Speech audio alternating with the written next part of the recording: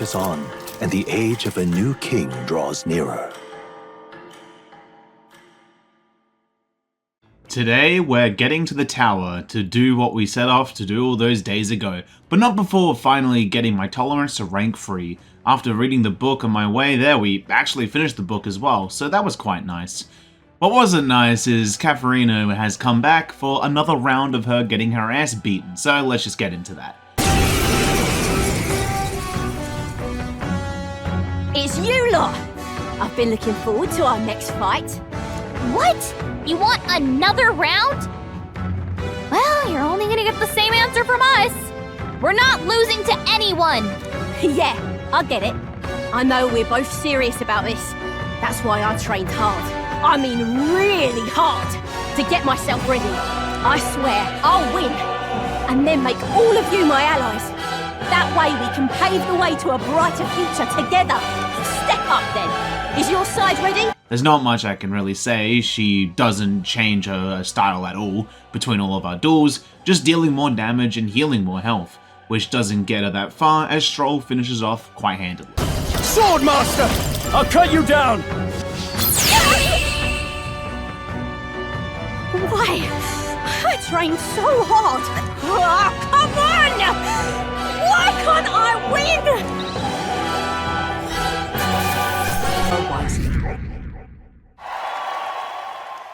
With her defeat, she complains about it, saying she's 10 times stronger than before. Well, I'm 100 times stronger, but she won't give up yet. She'll beat me next time, and I'll have to join her. Yeah, right. Suddenly, we hear a voice. She's surprised to see them, as they say that they were able to snag coin from a filthy noble. By the sounds of it, they robbed an innocent old man.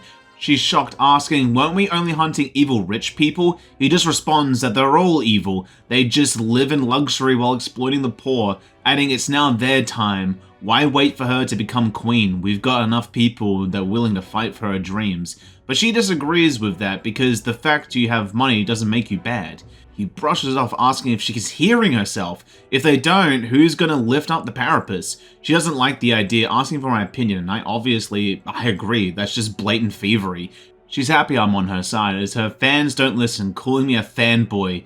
Manihot thought they were on the same page. She wanted to be a virtuous warrior, striving to save her kin, but she sees no virtue in that since it's plain thievery. Her parapet's pupils wonder what's wrong as the guy tells them to pay her no mind. Taking his cult with him, she tells me that they're her supporters in a way, but seeing how things going, she's worried since it will just enforce people like Manihot.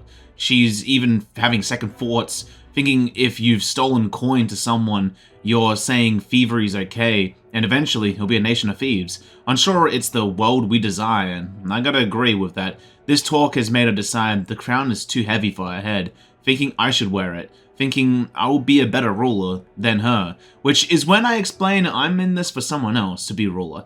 She's utterly baffled, saying I'm stupid famous, and I've got no one to protect me. The work I'm doing, she just can't fathom it.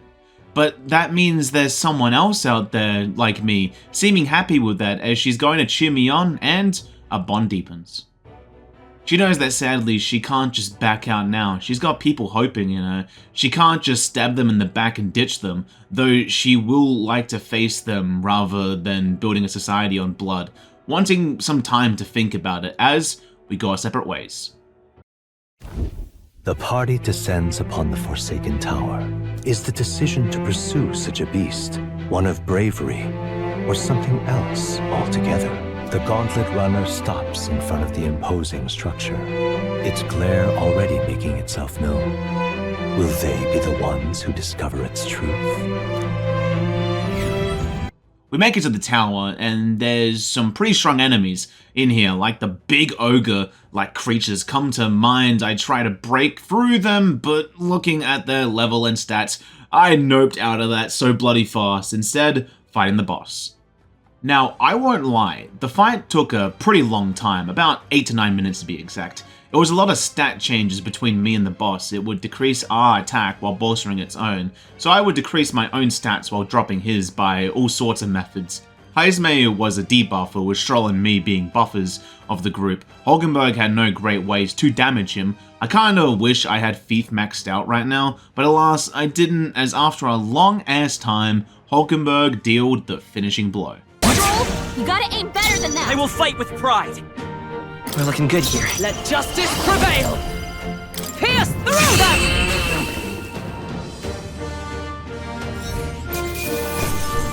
With his defeat, we took a piece of it as a trophy and proof that we took it down, as we went back to the inn to enjoy a feast. Time marches on, and the age of a new king draws nearer. We start off the day with us giving the artist the Augur's Horn. He's thankful but gets a little delusional, wanting to kill them all so he can have all the horns in the world. I'll give him one thing, he seems persistent at least. Doubt he'd get that far, as with that mission complete, we get the deed from the noble, but first he wants to hear about our adventure to the tower. And I give him quite a thorough detailing. He's fascinated in the Augur, commenting, "A monster that walks like a man, how fascinating." Giving me the deed and commenting on the getting an elder candidate to get the deed, he guesses he can still be interested in him after all. Gallagher asks if they had known each other for long, but he replies that he loaned him money, he wanted to see his business, he came from nothing, so he had high expectations, but then he sold it as money was coming in, which was quite weird, but alas, the noble tells me that he's supporting me from now on, and I give the eccentric man the deed, and just like the noble, he'll be supporting me too, even if he's a little weird. As with that, mission's complete. And after those 2 quests are done, I spend the afternoon with Barton. He tells me to get comfortable, he's got some refreshments coming in. He's a bit heaving at the moment, introducing me to his city government administration office. Believing it's a little luxurious for him, he's not used to it as he tells me to pay the sound outside no mind. He's been working on the security for the town after the incident with Joanna. That's good to hear, but don't go too far, Barton. He doesn't seem to heed my words, just commenting on the need to strengthen the place so it can be a peaceful place where everyone could smile and laugh once more. Now that he's the governor, it falls into his lap to take care of those who deserve that peace. He then brushes it all off, saying that he shouldn't lay his burdens on his guests, getting the refreshments, thanking me since all the wee ones are playing outside again, calling it a blessing, and by the sounds of it, he wants to keep it that way, which I'm glad to hear. Just don't go too overboard, man. But Barton opens up to me a little, saying that he once had a wife and child. It was back when the town was swarmed by monsters. A hunting team formed to destroy it. It was a long mission, and by the end of it, he came back to no one. He thinks they got tired of waiting and just left. He never thought how cold it would be until the day they did. And now, everything with Joanna, he was useless. First he lost his own child, and then he couldn't protect others. He wished he disappeared instead of them. I reassure him that as it currently stands, he is in the position to be able to do that, which he agrees with me, saying that he considers us allies, since I am striving for the throne and we both strive for a better world. That's when, like Katharina yesterday, I inform him that I'm not in it for me, I'm in it for someone else, shocking him, saying that we play a long game, the lot of us, but he thanks me for opening up, as the first step for Morse quest is unlocked, as after our talk, my bond has grown to level 3, and I've unlocked the general archetype. With our talks over, and me kinda being worried for the children of the small town by the way he talks about his interactions with them, I leave. As I'm going back to the Gauntlet Runner, I overhear 2 people talking, seeming to be very disliking of Barton's current position, thinking the Sanctor, who's the one talking with them, should have been in. I can sense a plan is forming between them, but I'll have to keep that in mind as I head back to Brownhaven. It was a good thing I did, as I saw Alonso. He tells me more about the landowner. When he thought he hit the bottom, he in fact unearthed even more information. It was nothing more than a pawn for another man. Just when he thought he was shadowing them, they were merely untangling the web of lies that is Cuckless, and struck first. And now he's lost everything, from the village to his mother. I apologize for what's happened, but he still regrets it all, saying he just wanted to save his hometown. The taxes were massive and they siphoned all their profits. His once peaceful village was trampled by poverty and the ills it causes. He thought he could stop them to make his mother happy, but he got too caught up in being a hero and underestimated him. Even if the village was rid of that man, someone else is backing him, an even more powerful enemy. he'll just leave unscathed. He endangered their lives, and especially his mother's, as he puts a knife to his throat, planning to do something stupid. In his thoughts, the townspeople's voices cry for his death. They echo every waking moment. He only began this endeavor to free them, to bring them joy. And so, if his death will bring that joy, he'll do it. I simply tell him if this wish was his mother's, that caused him to pause and drop the knife. He thinks on those words and asks, what's the point of living if all he has is the sins, asking why I don't blame him. And I simply say, because he won't atone for those sins. You're a coward, face it like a man. He has a moment not believing there's a reason, but he thinks he can keep going just a little longer. That's good enough, as our bond gets stronger. He admits he has no idea how to proceed. He's not a good person, not like his mother, and he has no powers like mine.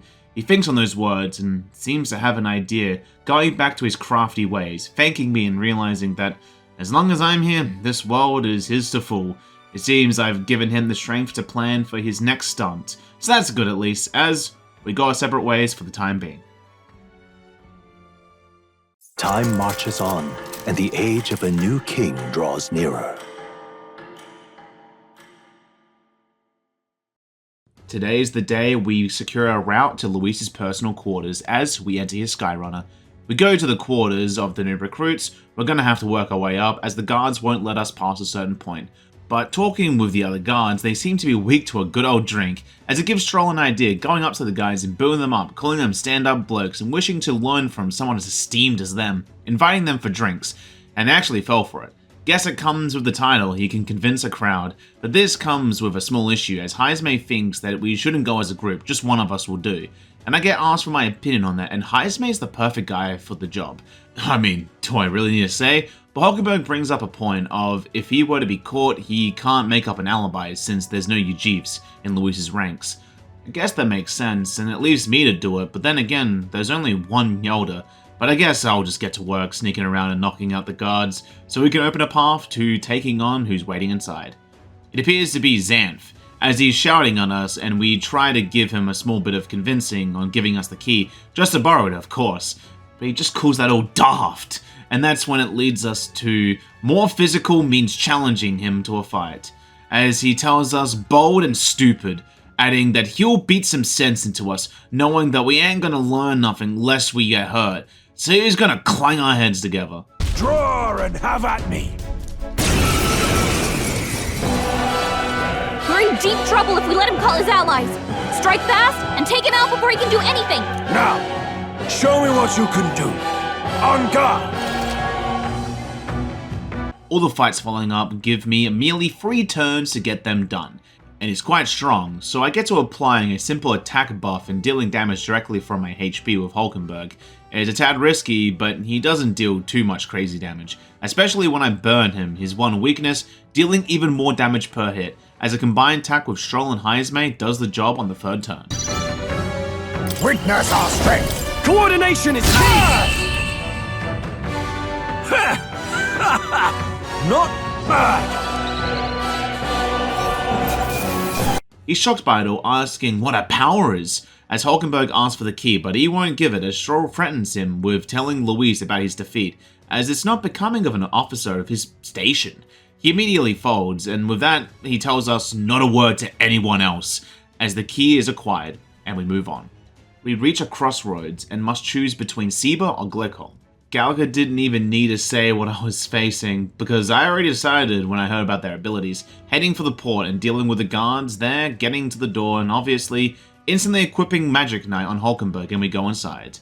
The man is utterly wasted, talking nonsense, seeming to be way more inviting, but he won't have it since we haven't had a drink with him yet, saying that we came from the same reason as him, right? This dog shite world, he gets it, being a parapus, and that's when we ask for his key. He isn't budging, being a part of the bombardment crew. Interesting, especially with someone as drunk as him. He's a threat to everyone, including the ship, but we'll have to knock him down before he sobers up. Oh, You wanna scrap with me, eh? Hey? You've got guts, that's for sure! Let's see how much of him we can spill! If we don't shut this guy down, this is gonna get messy. Come on, come on! Come on! Kill or be killed! My mind fades. Away! There's not really much I can say about this fight. Heismay was out of it as he got dazed, but everyone else was fine, especially Hulkenberg, who shot him down by using Knight's Proclamation. He just blindly swung at her, and he went down by the one taunting him. I'll run you! There you go, whelps. Felt that one. We took him down, and the drink seemed to have gotten to him as he's out like a light. But at least it makes our job easier, taking the key right off of him and pushing onwards. Making it to the last place we saw on our tour, using Gallica's info, we know where his private quarters are.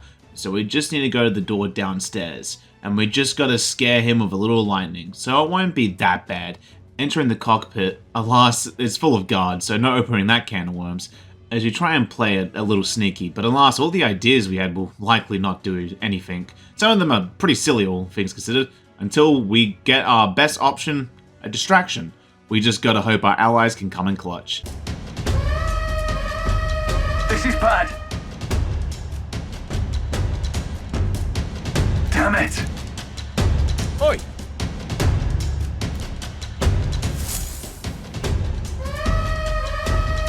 Over here! Damn it all. Oh, come on.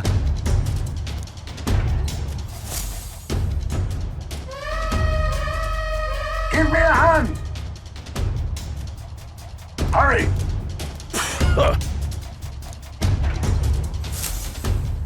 Hey! All right!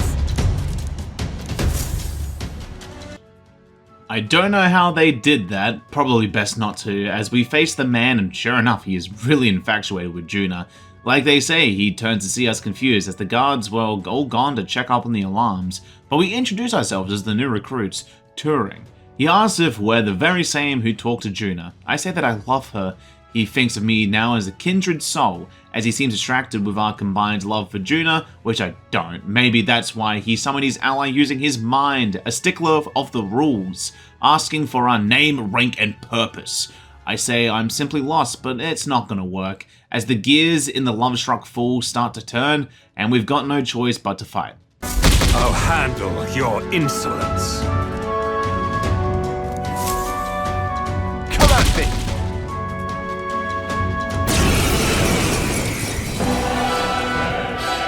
I'll not say it again. Military discipline is absolute. I've no sympathy for the kind of insolent devil who disobey a superior officer. Ha! Right he is. Now brace yourself, you amateur. I'll show you how to handle him. We have to take both of them at the same time? We'd better take them out fast.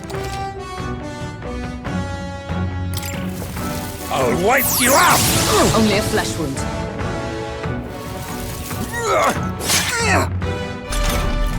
This one is a tad tougher. The same rules as previously, 3 turns or I'm dead. This one being called extremely close. I can easily abuse their weaknesses, so I have that going for me, but I didn't have a way around the electric, so I simply used stones when required. In fact, a stone was a difference between winning and defeat, as after an extra turn and an extra damage for it, I was able to inch out a victory. My son. Some darker arts.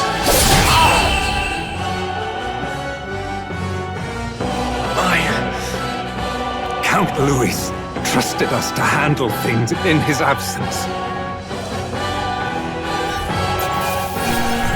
They're defeated, and knowing them, they won't say a word due to them being stripped of their rank and posts if they did. As we can now enter his quarters, that's when someone comes. It's that Parapus guy. They seem to be looking around due to our sudden alarms, thinking they should stay sharp while they work on maintenance. As they move to look around, we note on the words about Titan security, but it need not matters as we've got a way to get to his personal quarters, heading to the inn to eat after another successful mission. We all cheer on Gallica since she was the one who got all the information we needed to secure the route. She admits to her negative qualities, but she's prepared to do her best, knowing the smallest task need doing and she can do it. As I sense her resolve from that, our bond grows stronger. With that completed, however, it leaves us to simply wait for the soiree, calling it a night.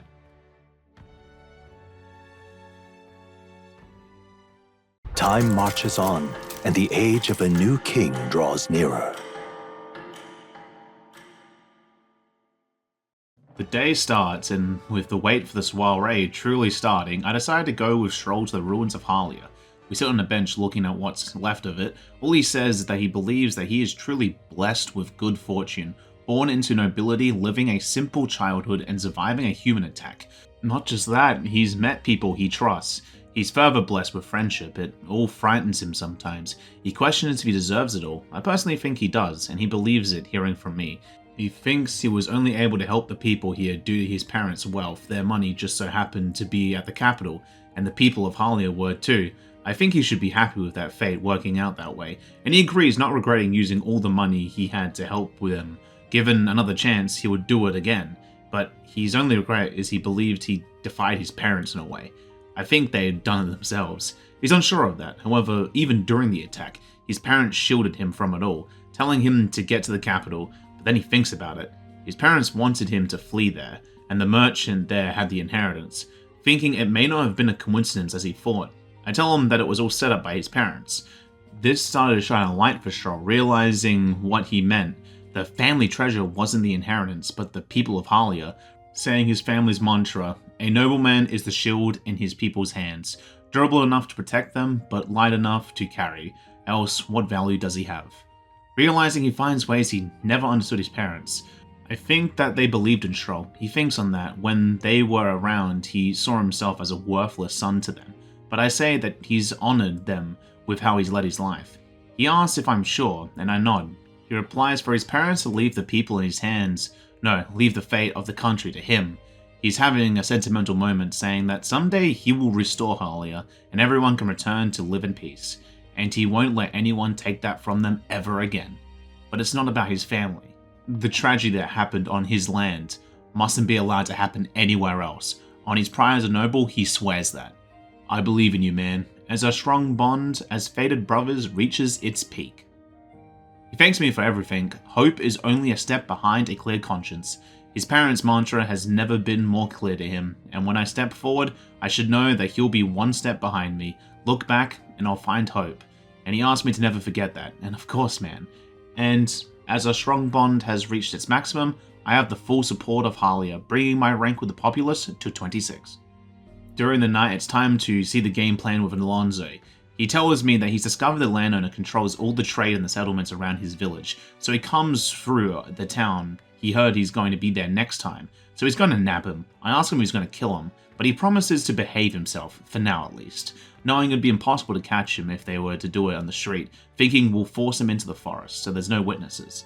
He's already spread rumors about a human for that very reason. The man protecting him will be no issue too. He'll lie and wait in the forest, and call to him, and he wants me to be there. I ask why, and he wants me to bear witness. A grand operation such as this is not a one-man job. I guess that's fair. He thanks me for coming, adding that we'll change things. This world of greedy pigs gorging themselves on riches will come to an end. I ask what his plan is. He stays quiet and tells me a story. A long time ago, his mother brought home a weak sapling she found. It was dying but bore a small fruit, and with that she planted them and gave the rest to the neighbors. Soon enough, there was an orchard in the corner of the village, a breathtaking sight to behold. But his mother wanted no credit as it chose to grow and bear fruit. That made him realize perhaps everyone has something they would like to see come to fruition. Within us, we have a seed of virtue, wanting to blossom. That's what he's betting on, asking me to go out and change the world. And of course I will. He expects nothing less from the future king as a bond goes stronger. With that, he plans for the afternoon. I just have to let him know, and I agree to that, turning in for the night.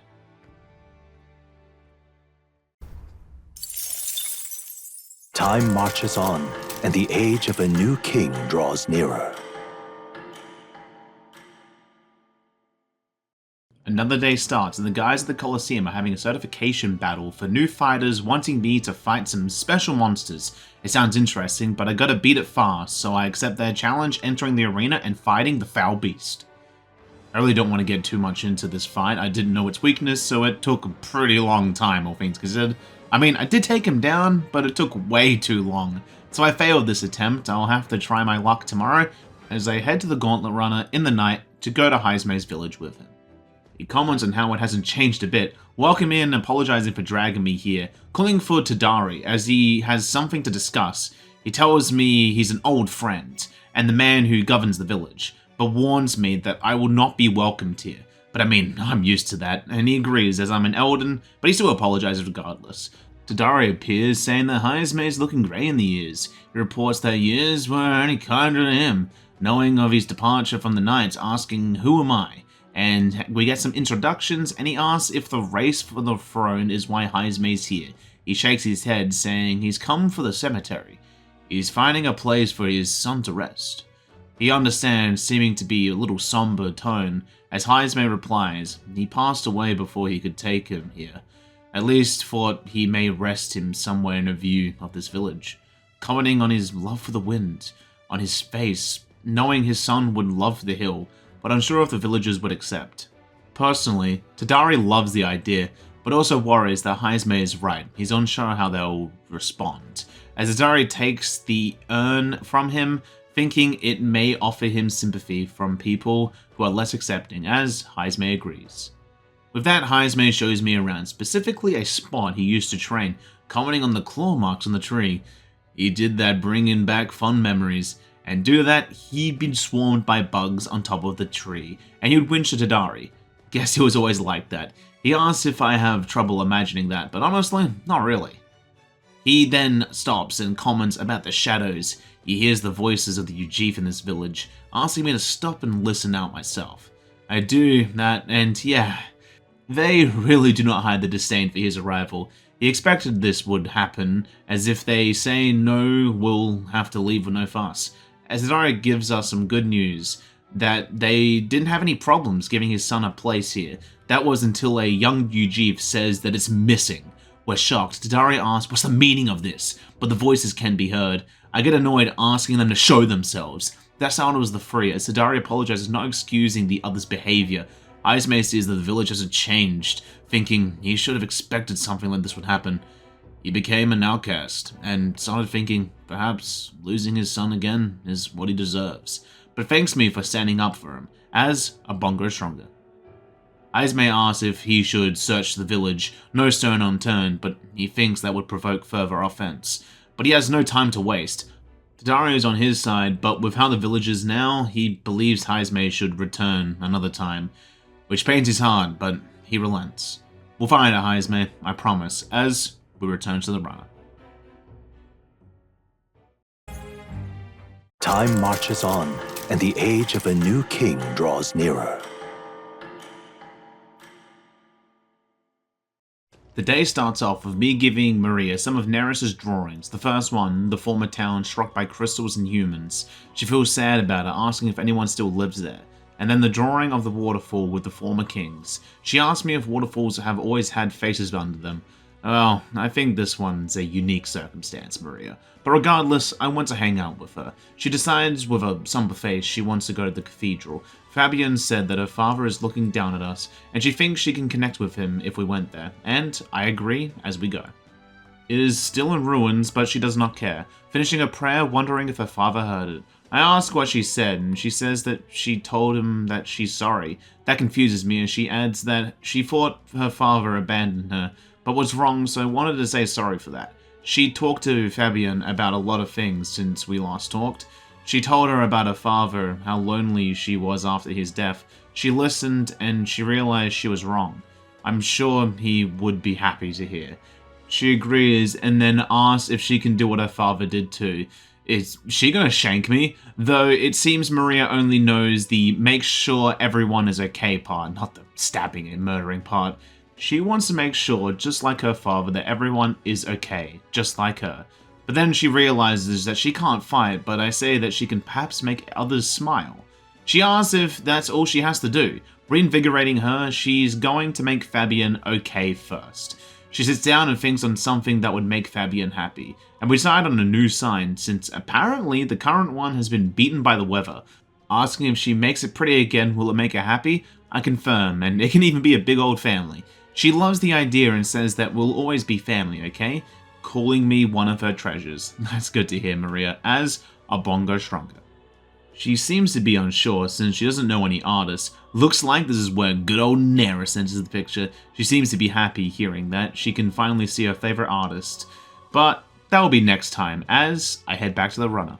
During the night, I give the arena another shot. Oh yeah, by the way, the monster is weak to strike. With it one-shotted, we succeeded in the certification exam and got our rank of bronze free. We will eventually climb up, and every time we beat a rank, we get rewarded, and eventually we can take on the final arena. 9 grueling battles for glory. It sounds quite interesting and is a new way to gain courage. So with all that knowledge, I head back to the inn.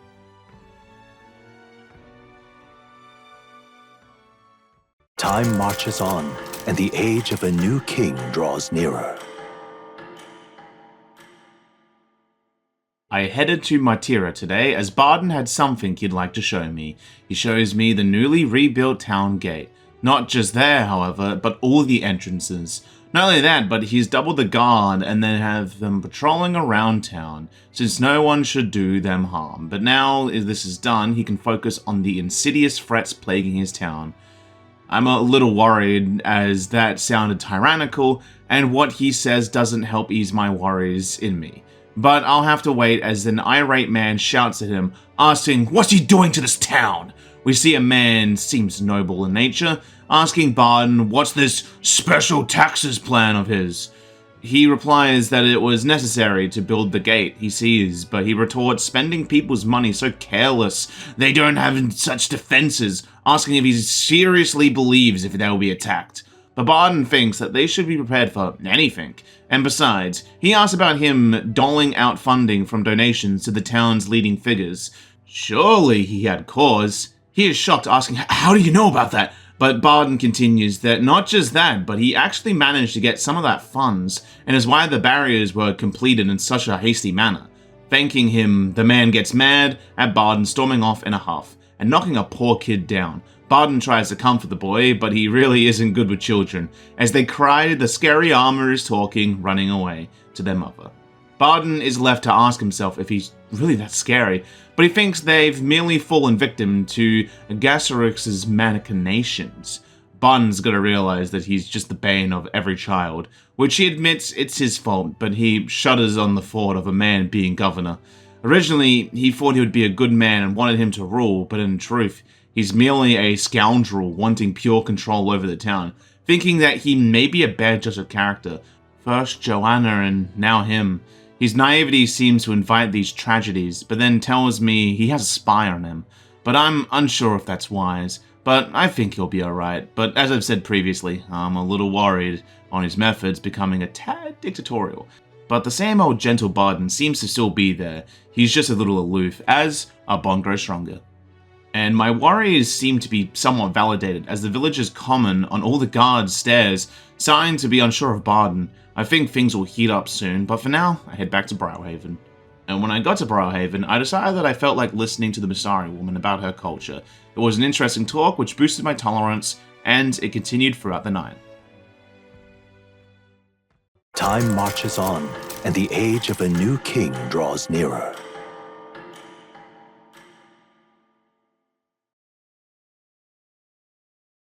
Have a look.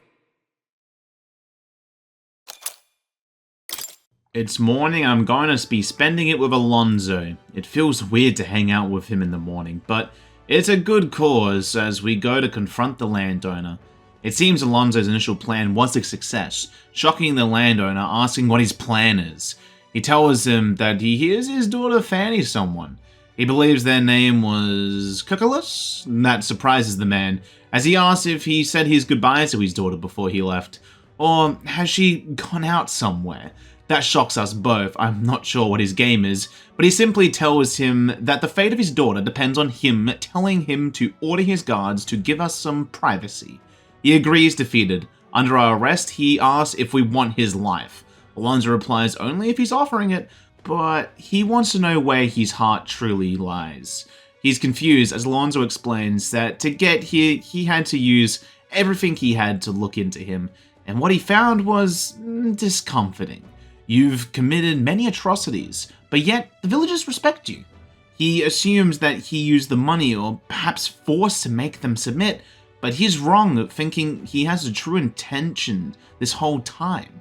The landowner stays silent, but Alonso talks details about his daughter and family, adding that with such a beautiful family at stake, he has no choice but to obey what his conspirators said behind doors. You are a beloved man and an upstanding one. They noticed they fed you lies and flattery in turn, and you went from appraiser to oppressor. Before you knew it, you've fallen into the oppressor of the weak and he can't break free, calling it a harsh tale. He gets mad, asking what he knows, saying he has 3 daughters and they...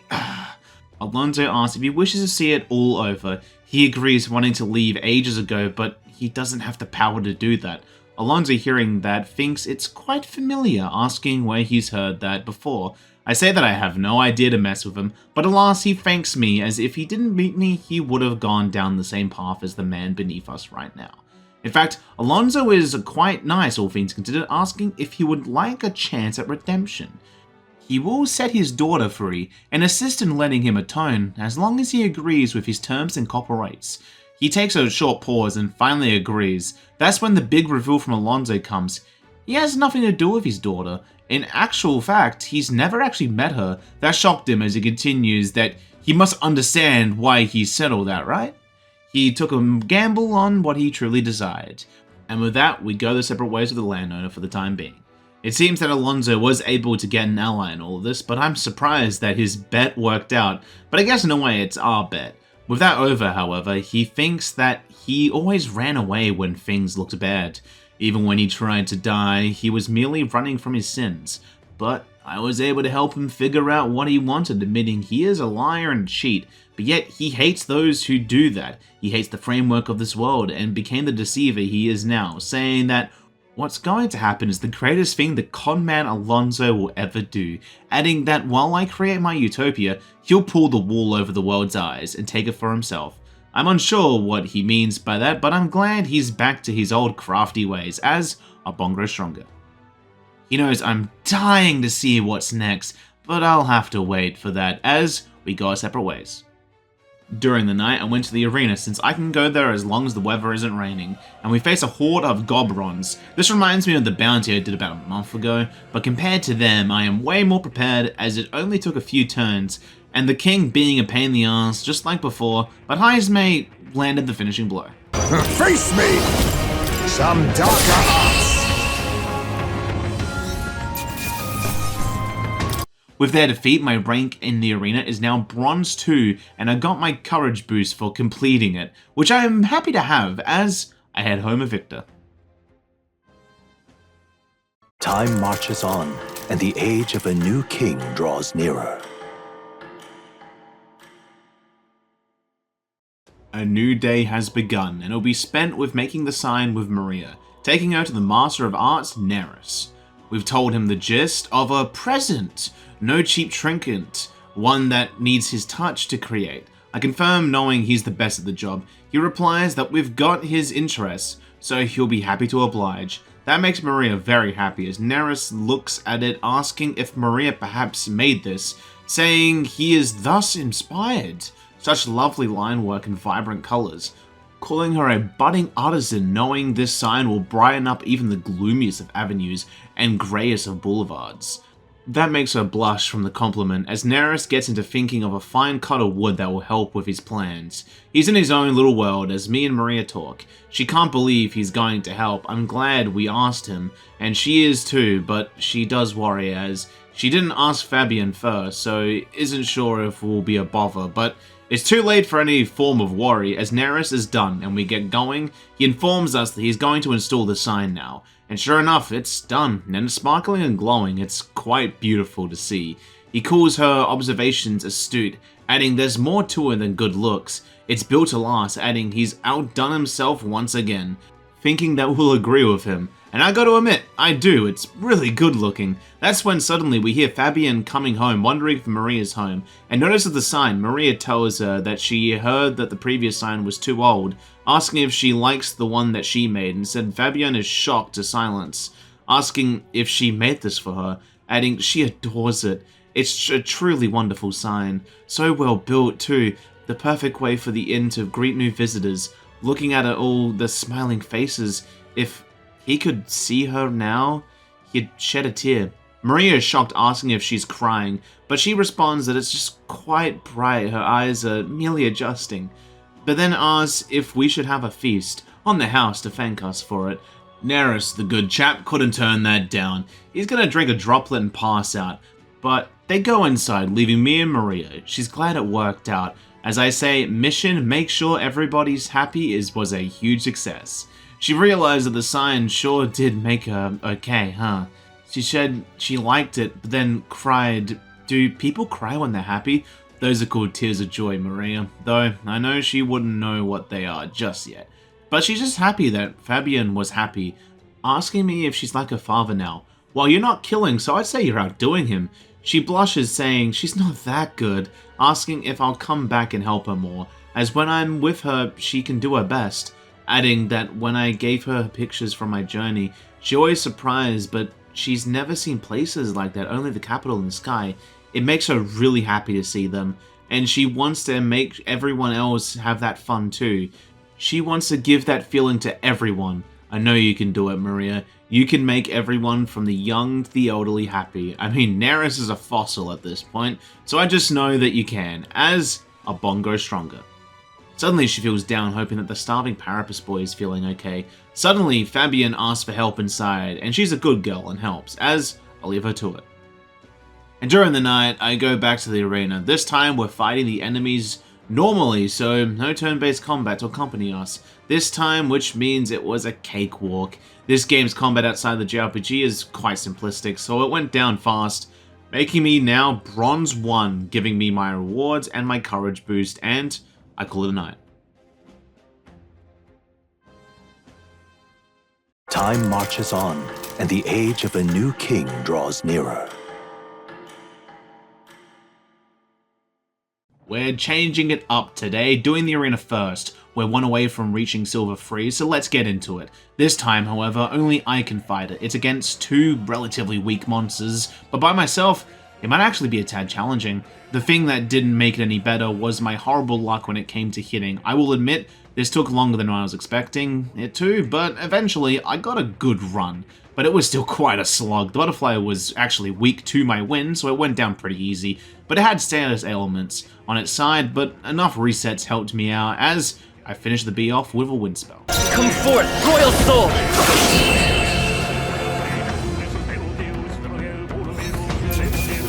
And with that, we're proudly Silver 3. I call that mission complete, and all the goodies I got add on top of that feeling of success. As we finish the night off climbing up the lookout and staring at just how beautiful the small city truly is. Those water bubbles comprise of magla. I really want to swim in one, regardless of how dangerous that would be, as I get a boost in my wisdom and call it a night. Time marches on, and the age of a new king draws nearer. The final day before the soiree, and it was quite the simple day, all things considered. Just spent the morning talking to an earnest youth to boost my tolerance, and in return I got told about some of the horrors that comes with research on igniters. It's quite horrific, but with people like him supporting the used, I think that the world is just a bit brighter. As the night came, and I debated Milo, who is quite a vain person, caring only for true beauty, saying, when he's king, they will expel anyone who is deemed ugly and make a radiant nation of beauty. I asked for his policies because how can you run a nation exclusively on looks? But sadly, it wasn't the right questions, as I get grilled by the public and have to admit defeat. But at least I got to level 3 in eloquence, so that's a consolation prize in all of this, I guess, as I turn in for the night. Time marches on, and the age of a new king draws nearer. It's the day of the mission. We go through our mission plan, I'll grab the formula while the others buy me time. Which sounds like a decent idea, I can see it going awry, but we'll just have to see how it goes as we head to the location. It's a massive gathering. I'm quite shocked as Hayes made comments on how sharp all the soldiers look. Hulkenberg tells us that they're some of the most elite unit of the military until Luis's accession, and now they're his personal guard. Stroll comments on the figures that might give us grief aren't here. That's when they show their furry ears. Fidelio comments on our tight stances, saying you should loosen up a little, asking what's going on so wound up. Stroll replies that we're simply feeling a tad intimidated by the guard, but Basilio tells us that we'll just have to get used to it if we'll have to if we want to survive. Fidelio asks about Neris' location. I tell him that he's at the runner. Personally, I think it's for the best. He's there, I can imagine him opening up after a single pint. But Fidelio responds, as you like, I suppose. Stroll asks about Juna, as we're informed the poor girl's lost her voice, commenting on few being able to refuse Luis's invitation and live to tell it. Basilio asks if we're looking forward to chatting with her and starts to tease Fidelio a little. That's when Luis makes his grand entrance, coming directly to me, being so glad I could make it. I thank him for his warm welcome, as he says for us to enjoy ourselves, as we are new comrades in arms. He expects it, and while the drinks and the cups have not reached their heads, he wants to get the formalities out of the way, introducing me to his people as a young candidate that brought great shame to Forden. And he was thusly surprised to learn that I did it all just to win his regard, calling it bold, as I'm left to swear my loyalty to the man. He then tells me to enjoy the party. It is mine, after all. Leaving, that's when Stroll gives me the cue to leave. But Gladel is at the exit. I guess he would be a problem, but Highesmay thankfully comes in for the save, mocking the size of the monster he brought, as I get going to the Skyrunner, now rank 23 with the Populist. We arrive and it seems that there's a guard standing in front of Luis's room. I guess it would make sense. There'd be at least one person, but we're on the clock. That's when another guard starts talking to him. I note a few things in their talk, something about an alarm and extra security, but more importantly, someone has locked the bridge. Not only that, but apparently Juno was spotted in there with her superfan. That worried the guards since that's Luis's girl, at least from what I've been told, as they leave, giving us a chance to open the door. But alas, I guess that extra security is here to bite us in the ass, as we can't enter his personal quarters.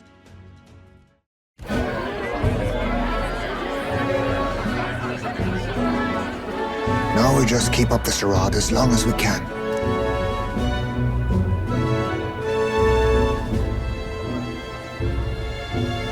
Might I have a... Stroll, if I recall. I've heard you're a titled noble. Yet you stand behind a commoner candidate. I stand with a candidate who's proven he has power and potential. Besides, I'm a noble in lineage alone. My house no longer stands. Where are you from? Have you heard of a village called Harlia? Certainly. It was the first village to be destroyed by the human menace. Only because help never came. They requested reinforcements, but the army wouldn't spare a single soldier. Are the rumors true that was by your decision? That is true. But why? To save this country. Stroll! The Fool King and the fossils of the Sanctus Church refused to face the threat looming over this country. An adequately dramatic demonstration was required. They say you could see Harlia burning as far as the palace battlements. Confronted with that balefire, those old men could no longer deny the human threat. Your balefire cost hundreds of innocent lives.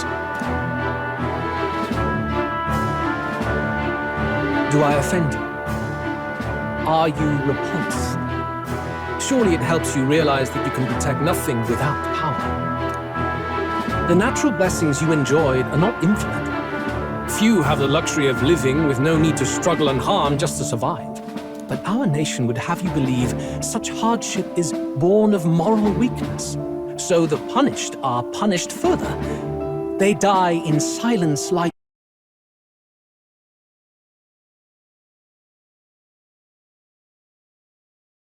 with their lives. Some will fall, some will triumph, and therein is true equality forged.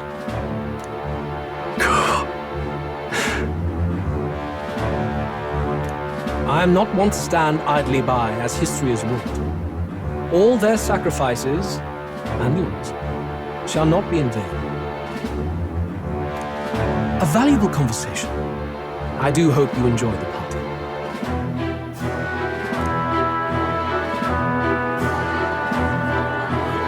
Strong. Humblest apologies. He's a young heart and hasn't yet learned to temper his words. No worries. Truth told, I'd take him over the sycophants. That brat's nowhere to be seen. Where'd he slip off to? He couldn't have. Let's go have a look around, Hector. We spend a few moments thinking of ideas of getting in there, but there's not much we can do until the Skyrunner starts to take off by the sudden movements of the ship. We enter outside to check. Big mistake, as with the sudden movements of it, I'm blown away. I tried to get up, but I was blown away even further. It was by pure luck that I was still on the Skyrunner. We have little options at this point, and I refuse to return empty-handed after coming so far, so I jump on my sword and get going. It was by pure dumb luck that I didn't fall to my death after calling it close so many times today, but personally, I call it 100% skill. Anyways, we're able to get to the entrance and we've got no choice but to enter, as we'll likely be blown away at any time. And we're very lucky as we're now in Luis's personal quarters. We're now given a golden opportunity to find it as we search around all the obvious places, finding less than interesting things. That's until we came across a familiar book. Sure enough, it's the novel I've been reading. It seems that Luis has one too. Gallica is shocked, asking why he would have it, since there shouldn't be many copies left. I call it a coincidence, perhaps it may be fate. We cross paths, but who knows, as Gallica is unsure he gets the message. But that helped us out as it showed the thing that Gallica saw, a massive list of magic formulas, but we're unsure which one could cure the prince. But it doesn't matter as we're put in a precarious position as Juna enters the room, asking what we're doing here. I say that we're looking for something, she's shocked we weren't hiding it, but Gallica asks what she's doing here. Juna calls her the fairy from before, adding that Luis has given her permission to come and go from these quarters. But Gallica asks about her so-called sore throat, knowing she lost her voice, but it sounds fine to her, realizing that she snuck into here like last time, calling her a repeat offender.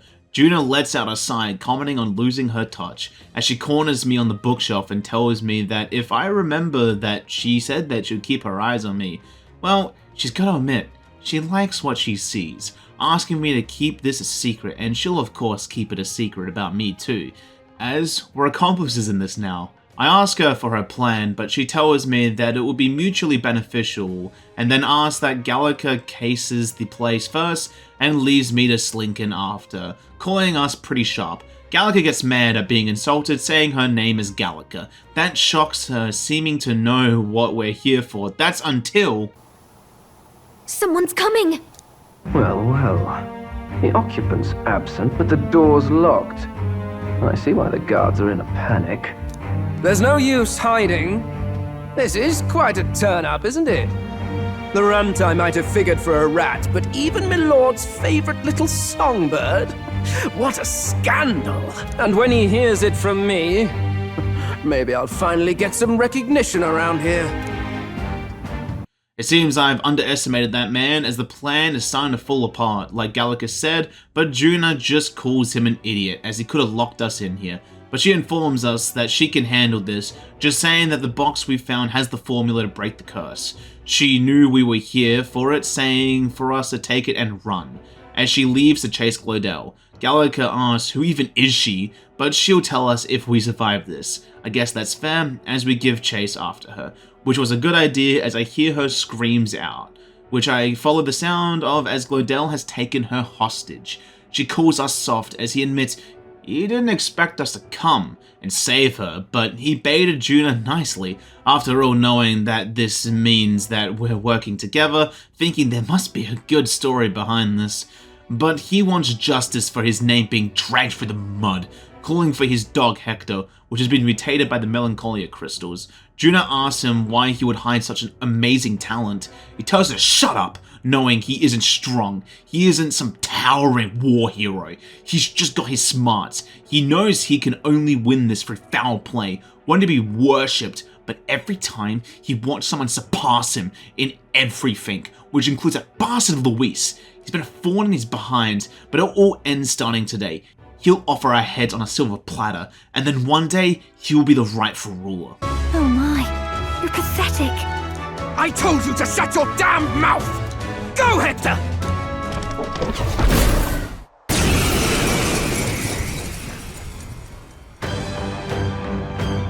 Don't move! That goes for you too, fairy. Unless you'd rather see her pretty little neck bleed. What do we do? If we're not careful about this, Juna might... Spaghet them! No. Isn't there anything we can do?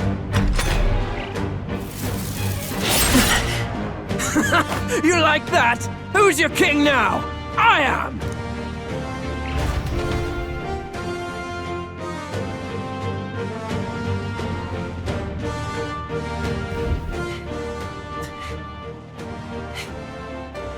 You let your dog do your fighting. You're such a disgrace.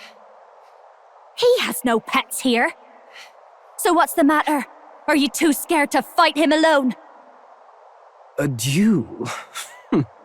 Have it your way. Come then, we'll do this right.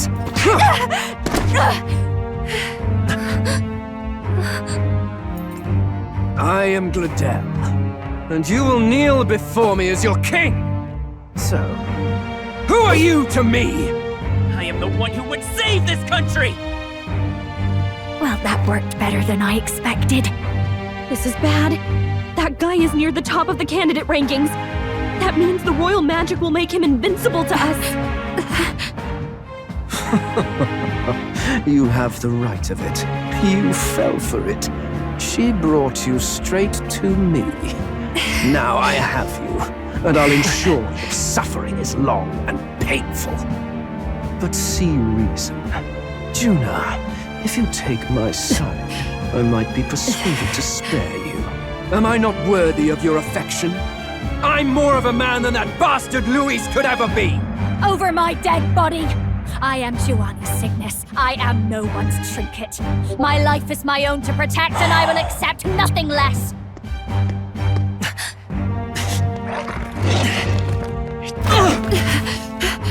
What? It worked?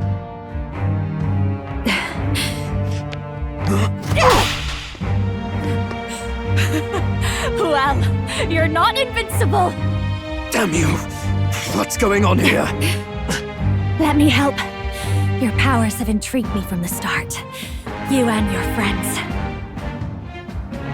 You call it an archetype, right? What? I thought as much. Surprising, though. I'd written them off as a myth. Not even my sister got close. Still, now that I've seen their power a few times, maybe I can do it myself. Very well, O lodestar who wanders in sorrow. O thou anguished traveler who hath borne the weight of parting from the start. Henceforth, thy fears and insecurities become thy light. Thou art the brilliant star that shall illuminate the King's road. Now, awaken. Look at me! What you see now is my commitment to my song!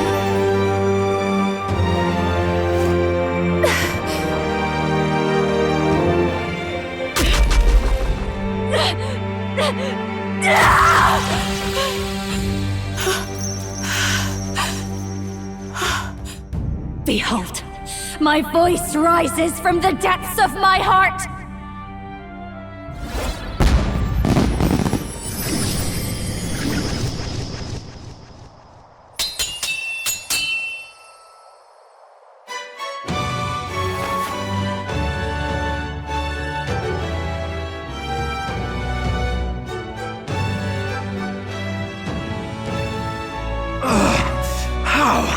How does she have the same power?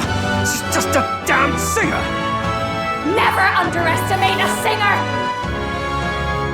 Every song is a burden, the weight of a lifetime. I have sung 1,000 songs. I've known their power my whole life. Whereas all you've ever been is a lackey. My music is lost on you. Listen and learn! Do it! Chew them up! Tear them limb from bloody limb!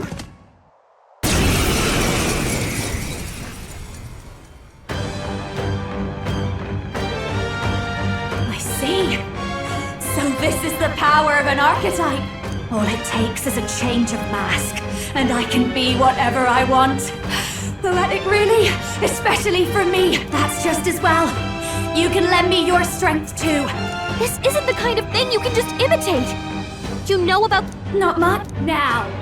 I hope you've had your fun, because you're about to pay for it in full. Shut up! Just shut up! I'll crush you with my own hands! A duel! It seems Juna has now got the same power as us, and has in fact been learning about it on her own time, so that helps us out a ton. But there's not too much to say about this fight. The poor bastard Glidell is more of a tutorial fight than a boss. I mean, he dealt damage, sure, but if I'm being honest here, all I really needed to do was just make sure my healing was done every turn, and then eventually he'll go down. And sure enough, he did, with Juna dealing the finishing blow. I call upon a royal soul!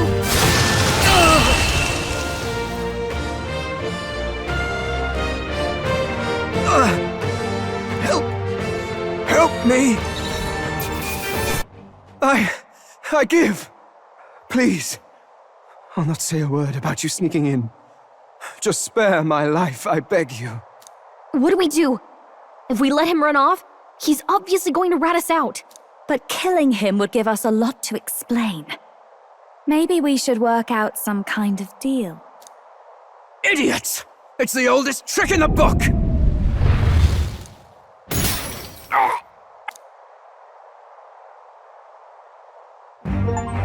Why? What's happening? No. I'm the future king. I can't breathe. Why?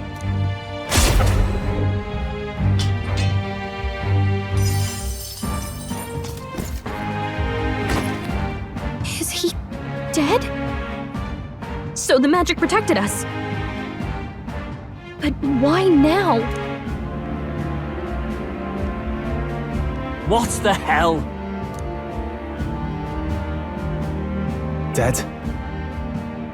You lot kill him? No! He's the one who attacked us! And then the king's magic did all that to him!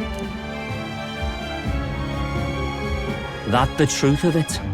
Oh, he snuck into Count Luis's private quarters. Must have gotten in with all the confusion of takeoff, I suppose. Right? And why did the bloody thing take off like that? We could hardly believe our eyes. Oh, well, you know me and my indulgences, boys. Perhaps I got a bit carried away, but we're in Brilehaven. I simply had to see the night view over the city. You having a laugh? Anyway, then Glidell went from crass to violent. That's when he stepped in to help, right? Yes, exactly. Right! Crikey, Lady Juna, I'm sorry. Sounds like you've had a right awful evening. Hold on. You were supposed to be at the soiree, weren't you? That's a lot of ground to cover, isn't it? Why? One would think you don't believe us, Fidelio. Well, no, just... Suppose that means the rat was Glodell. Lord Louis said we got a traitor in our midst is all. We came by thinking to catch him. Is that so? Well, hadn't you better report back? Shall we make what we can of this party together? Your throat all better then, Lady Juna? Yes, much better. He gave me such a thorough examination after all. He took good care of my throat. If you'd come a bit earlier, I might have asked you to do it. Really? Hardly matters to me. Anyway, I'd say this bears reporting. Let's leave the guards to their cleanup and get out of here.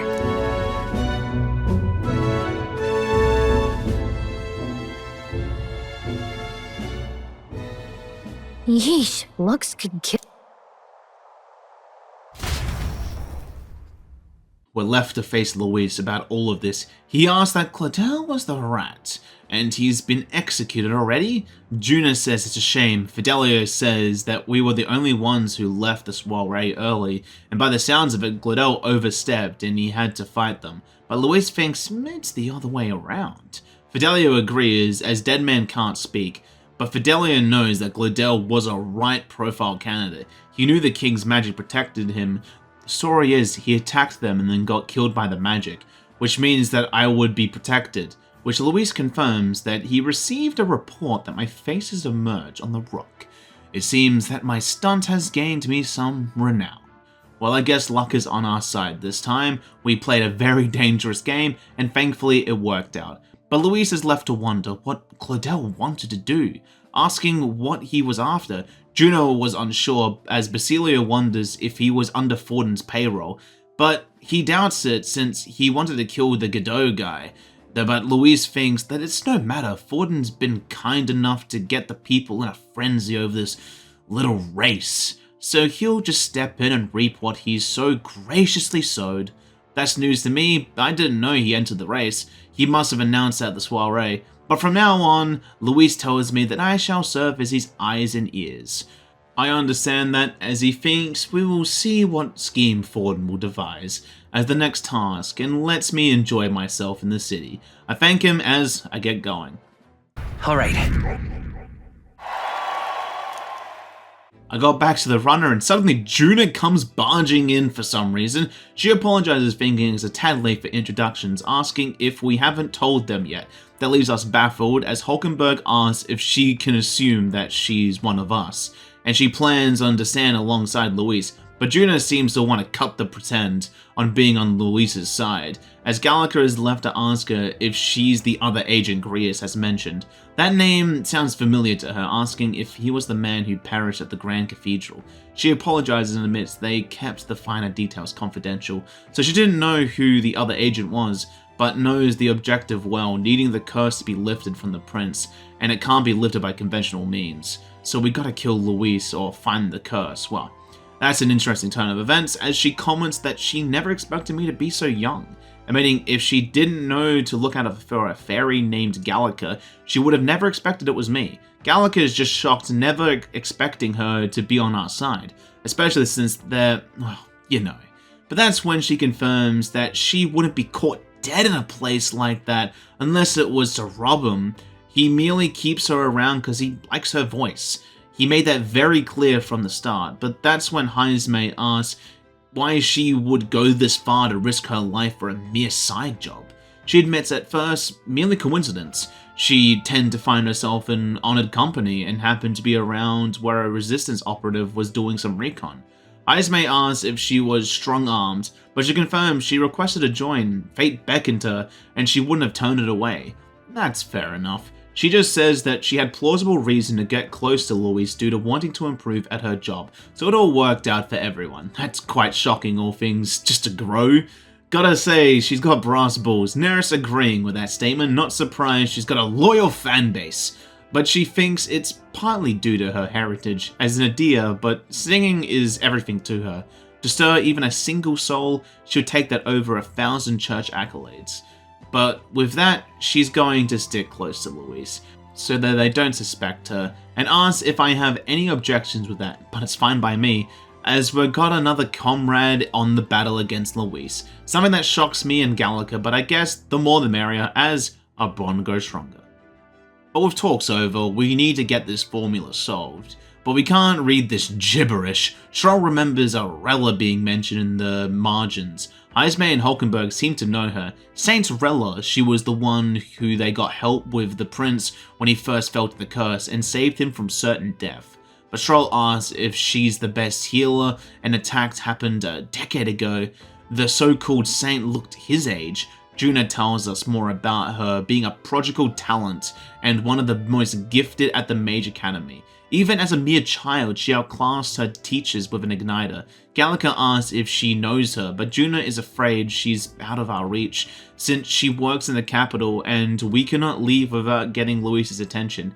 Silly Juna. She doesn't know the classic technique of having the ability to fast travel in your Gauntlet Runner, but it shocks her nonetheless, asking how, but we tell her to pipe down as she might get spotted. She refuses as she's just amazed, but she's starting to get noticed by people, Heisme calling it the curse of fame. But regardless, Juna is going to show us the way, but Stroll's shocked. She's just playing a local doctor. Gallica is confused, but Hulkenberg explains that igniters aren't known for their use in healing, usually reserved for nobility, expecting her to merely serve the court. Stroll thinks that the level of altruism she's earned her title, as Juna starts the trek there, as Heisme asks for my thoughts on all of this. And personally, I don't see any harm in checking it out at least, so we get going. We arrive there as Rella apologizes as she's tending to some elixirs, and suddenly is shocked to see Juna. She apologizes for the sudden appearance, and Rella knows us from a stunt, and with an introduction she drops the bombshell of her being adopted sisters. Her family took her in, but not to tell us, the public doesn't know. Rella comments on how long it's been since they've met, apologizing, wanting to meet her after the opening ceremony, but Juna understands, as she's been attending to Forden until Briarhaven. Calling it all wonderful, such daft social climbing puts even their father to shame. Rella responds with a sigh to it all and greets us fully, wanting to know why we're here. That's when we drop the formula on her as she asks where we found this. Juna apologizes but asks her to share everything that she could without asking too many questions. She informs us that this is an inversion of a healing spell, otherwise known as a curse.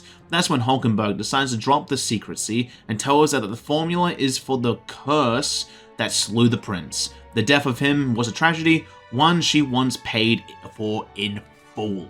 So she will punish the treacherous snake responsible. She seems to know then that this was Luis's creation. Schroll says what happened with Joanna, we were simply trying to get closer to Luis, hoping she would understand. Rella responds that her penance was sincere, but it was Forden who chose a terrible punishment. It kinda scared her. However, she's relieved as she heard rumors about her and Luis, but knew she needn't give it a second thought. That's when they start having a sisterly back and forth, mainly just teasing about their pasts, but we eventually got back on track, and, well, that left us with some bad news, as the spell's effects are enduring and will persist to exist if the source doesn't fade. Compared to normal spells who consume magic released by the user, this one draws on Luis's magic itself. By the sounds of it, the only way we can stop the spell is with Luis's death. And sadly, she couldn't tell us how to lift the curse on this alone. This is quite unfortunate news, but Rella then asks me for something simply to keep Juna safe. But I reassure her that she's strong enough to keep herself safe. But she brings up a good point of her running into her own danger, which is fair, so I'll have to keep at least a little eye on her. But it's all still a shame. We're back to square one, heading back to the runner. Nara sees all of our glum faces, asking if he missed a funeral, but we're left to wonder what we can really do, especially with the king's magic protecting him for the most part. Even then, Heisme is unsure if we can beat him, but Schroll, the man he is, will not give up. The king's magic is not an absolute shield, we just gotta maintain our trust and eventually get the chance to kill him. But for now, we just gotta call it a night. As Juna's impressed we can house so many in the runner. Neris laughs as we complain of it being cramped.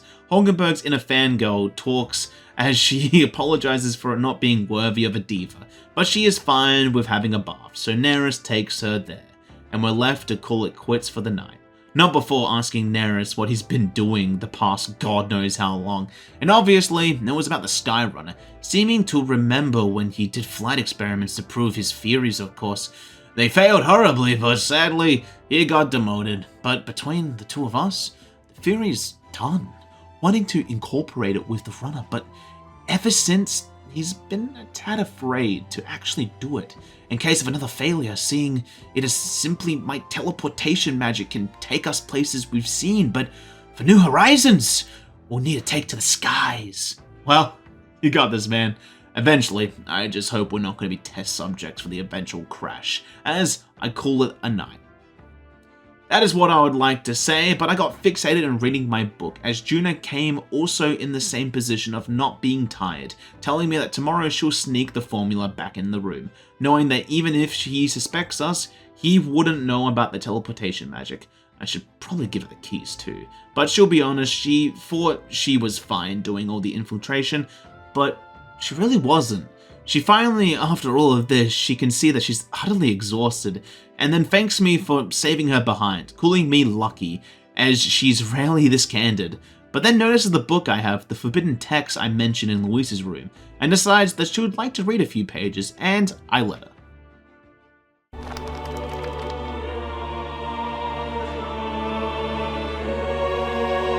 The prevailing culture of the world is one of freedom in all things.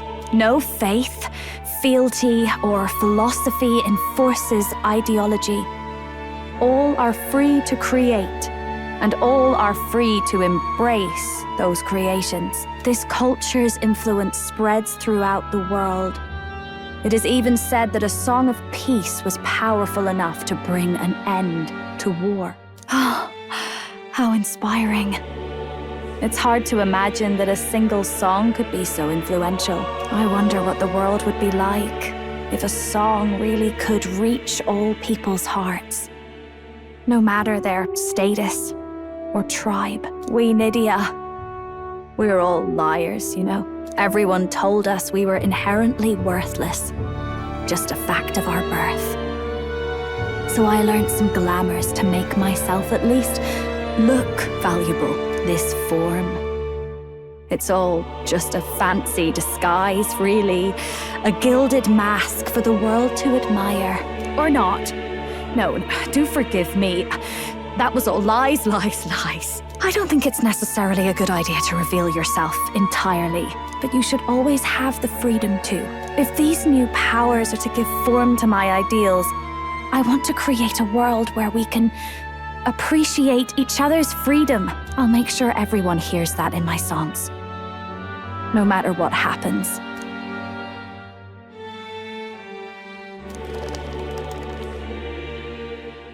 Time marches on, and the age of a new king draws nearer.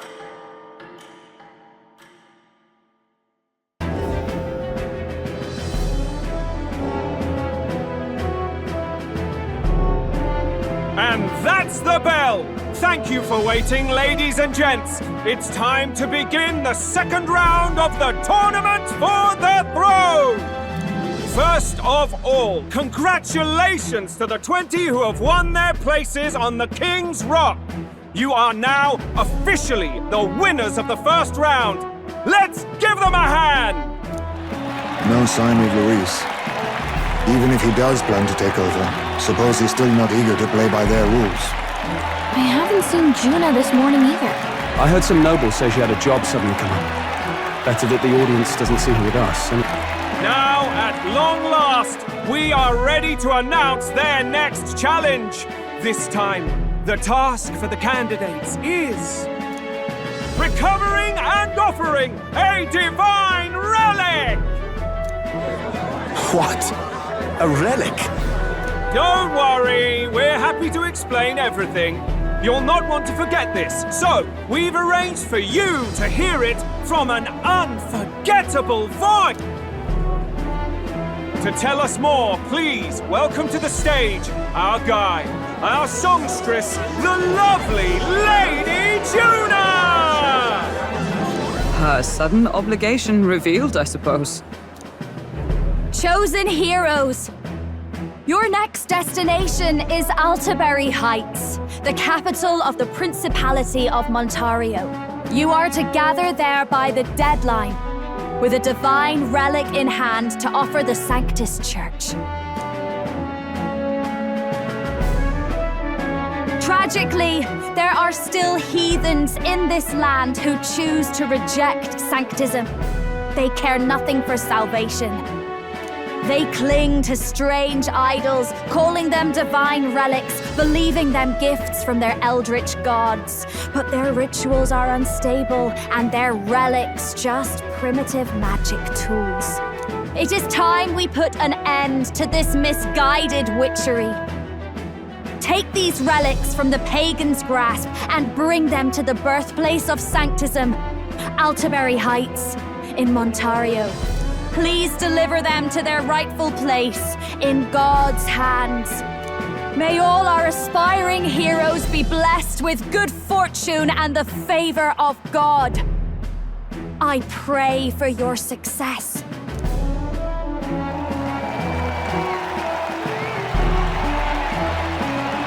Got a real presence before a crowd, doesn't she? Positively plucks at your heart. Oh. Focus, Iceland, focus.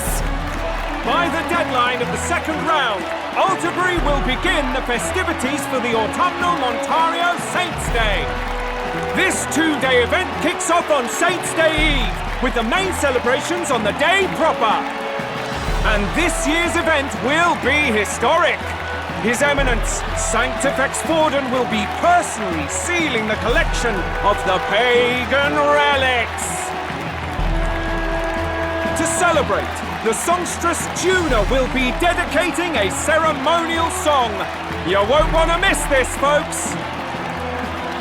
Now, ladies and gentlemen, on my mark, let the second round of the Tournament for the Throne begin!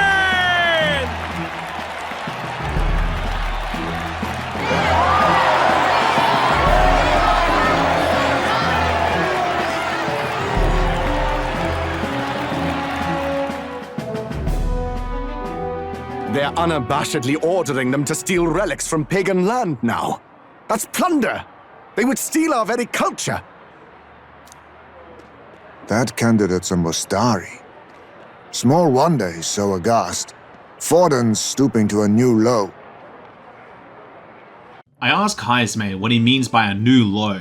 Heisme explains that the Mustari are a pagan people, and their relics are cultural touchstones, vital to their hearts and faiths, and Forden's just ordered them to loot them as they please. Gallica comments on our case, we will not know our role until Luis tells us. Regardless, we're heading for Altaberry, Shaw replies, adding that it's further east and we've got quite the long trip ahead of us. I wonder if we'll see any of Hulkenberg's family, as Juna comments on her shoulders, thinking they would ask her a little sooner than the morning of. Fidelio says that she did a hell of a show, adding that Luis has sent for us as well. I guess we get going ASAP, heading for the Skyrunner.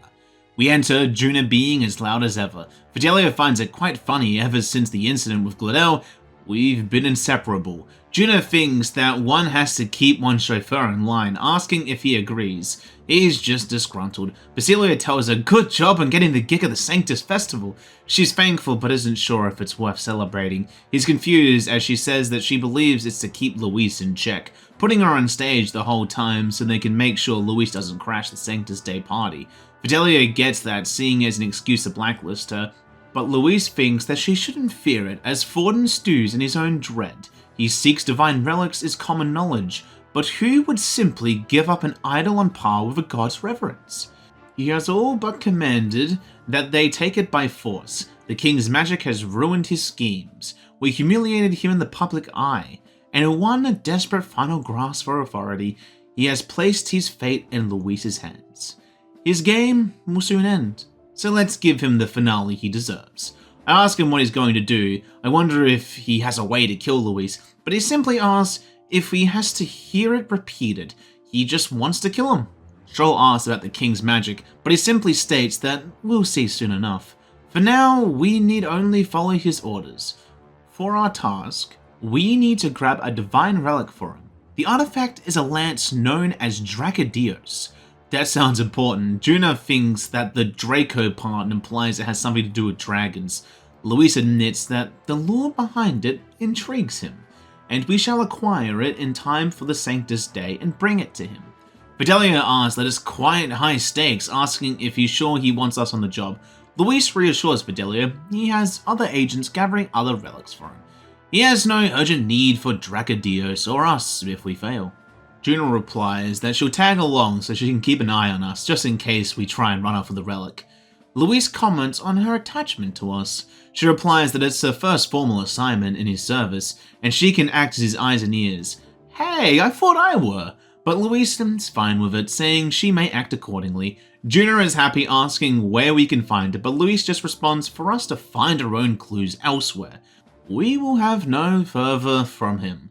We must prove we can think as well as we fight, and he leaves us hoping success for our shared vision, and we leave him. Honestly, I don't know where to start. I only have that it's likely connected to Mystari, so I search around, and I eventually made it to the seaport, where the Mystari candidate is furious about it all. Heisme thinks it's understandable, with everyone ordered to ransack his homeland, but wondering how we should approach him. I say that the church has crossed a line. He turns to face us, saying that we're not with the Sanctus Church. The only few aren't by the looks of it. Troll admits that he knows little about divine relics, but he knows very well what it's like to have one's homeland threatened. He's honest, saying that they're symbols of their faith. More than that, they're the soul of their culture, their history. Followers of the old native beliefs worship idols that are known to conduct magic, which they call divine relics. But unlike the igniters of modern times, they are primitive in make and function, and often dangerous. So said my studies, at least. Juno calls what Hulkenberg said Sanctus propaganda, being the opposite, they're powerful beyond belief, and our igniters are crude imitations of that power, saying if we ever saw one for ourselves, we'd see the difference. They're not called divine for nothing after all. With power like that, they may as well came from the gods themselves. The Mystari recognizes her, surprised that he would hear her from her, especially after her performance today, but she replies that job's a job, asking if he's aware that pagans aren't the only people oppressed by the church. But he sees that she's well informed, and by the sounds of it, he guesses she hails from the Mages Academy. She calls that all details, really, just not wanting power to be abused again. He knows that the others will be hell-bent on taking relics by any means, but he can see we're different. Troll admits that we're looking for a relic called Dracodios. He tells us that it's the lance of the dragon god, and supposes that anyone would want to take their homeland's greatest treasure, but the lance is no secret. He truly wishes for mainlanders to come and see it, telling me about his island and where it stands on a clear day. We can see it from this island. Hulkenberg asks if he speaks of Virga Island, and explains that it's a large island in the inland sea. Most of the people who live there are Mystari, and remains the only place where Sanctism has not taken root. He tells us he does not want to abolish the Sanctism, he merely doesn't want everything they believe in to be destroyed. He hoped to change the world, but with what he's seen, he knows he is just a fool. And with that chat, he introduced himself as Edeni, but asked for us to forget about the lance. They will not hand it over, and we will never reach it anyways. I tell him that we have no plan to take it forcefully, but he explains that even if we did, no ship will sail there. It's the first of many obstacles, adding that Virga Island isn't a place for an outsider, and leaves not before saying that he chased a fool's dream, hoping I do not too. This leaves us in a tad bit of a pickle, since we have no real way to get to the island. If there is no boat that will take us, of course on top of any other things, and our only way there is to go to Montario, but that will take way too much time. But silly us, we didn't put one thing in mind. Neris is a crazy man, and has been given the runner the ability to fucking run on water. This is why Neris is the man, honestly. One moment he's talking about soaring and now we're swimming. There's nothing this man can do. Well, except for keep a drink down, I guess. But it seems he was on top of all this, knowing that the best way to get to Montario was just to go straight rather than around. I hear Fidelio's voice asking if we're seriously not making a trip in that. We're shocked to see them, but it seems they've decided they don't trust us just yet, being bodyguard duty for Juna, as we're going to a remote wild island. Juna just says that they don't trust me, but Fidelio says that they're coming on Luis's orders, asking if we have a problem. Neris is fine, just worried about the lack of beds. They seem to be fine with that, but also not expecting the ship to last the trip, but at least Basilio is seeming to be more enjoying of the situation, as they leave us for the time being. This is a little worrying, but Stroll asks for my angle on all of this. It's obvious they're still suspicious of us, Stroll agrees, but Nera seems to not really care. From any tension, must not see them as bad guys, as he says that he's going to check the runner and to give him a holler when we're ready to go. Fair enough. As we look at the map, like the other times, it'll be 3 days and 2 nights to get there, so no point in waiting any longer, so let's just get going. Gotta say, I'm surprised we're actually moving, well, more like gliding. More importantly, it's not sinking. But Stroll thinks about where we're going, thinking it's wholly foreign to him. Hulkenberg simply says it's an island within an archipelago, where many Musari live. She's heard their faith involves a special maiden of some kind. Heisme wonders in how they're going to manage to avoid the church's influence, doubting they have the manpower to stop them. Juna says that they have an item there that can overturn history, and they cannot allow their soldiers to see it. Although calling it a rumor, we're left to wonder if we can negotiate, but Fidelio wonders what the fuss is. We just kill them all. Juna tells them off for always wanting death, but Fidelio calls it Luis's orders, but Hulkenberg thinks they're disrespecting his name with unnecessary violence. Basilio sighs, asking if we're there yet. This is going to be harder than I thought. The Gauntlet Runner takes to the water in its new form, setting out to the wide open sea. Their destination, Virga Island, an enigmatic foreign land that not even the long arm of Sanctism can reach. Not all present now would count themselves as allies. Will this prove difficult, or something else entirely? Now that everything's done, we actually have some free time, and I spend it fishing with Heisme. I gotta say, this fishing thing is actually super fun, almost like it was God sent. I think that the true diversity will be found if every race went fishing instead of war. But we get a bunch of fish for our efforts and call it a day.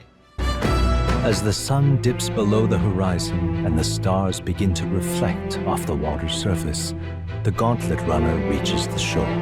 Lurking below the surface, in the black and fathomless deep, are the eager eyes of predatory hunters. But the party, safe inside their Gauntlet Runner, relaxes from the burdens of their voyage, gazing out over calm waters. And during the night, me and Juna have a refreshing talk away from the brothers' glares. It was a good talk too, which boosted my imagination. As we talk through the rest of the night, I just hope that our trek across the ocean will be peaceful. Time marches on, and the age of a new king draws nearer. We start the day off sitting down and reading a book. What book, you ask? Well, Juna's poem, of course. If she sees me, I will likely be dead. But that's why doing this boosts my courage, of course, as we continue to read. Come look at this! The Gauntlet Runner halts at a sandy hollow that suddenly arises from the sea. The towering seawall. It is not an island or a reef, but a mass of sand expanding below sea level.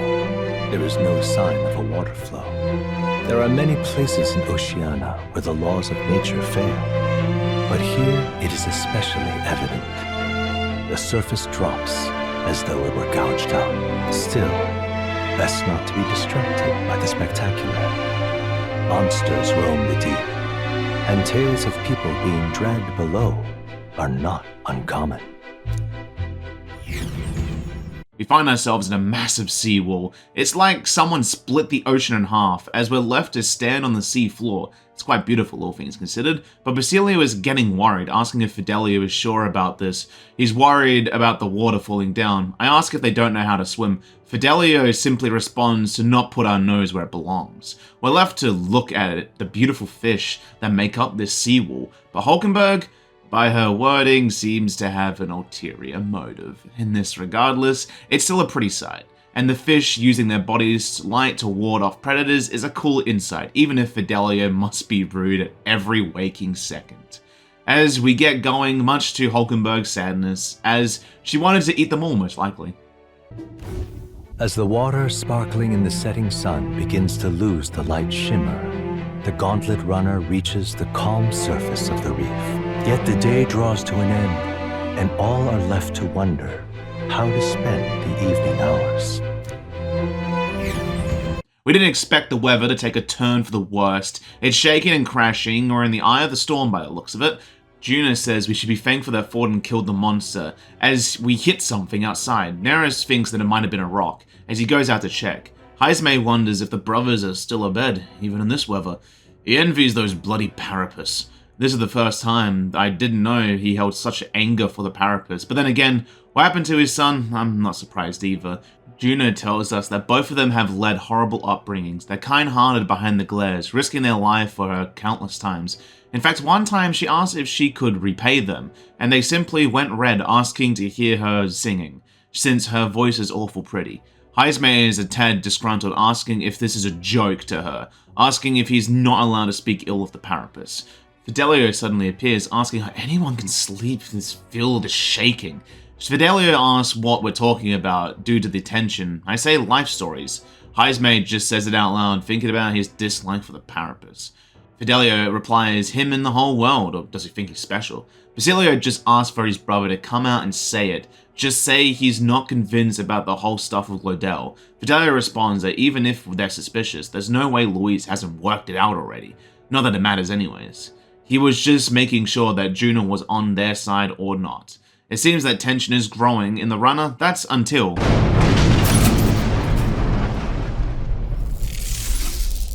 Ah! Something's out there! Look outside! It's a monster! A great briny beast! Everyone to the deck, quick!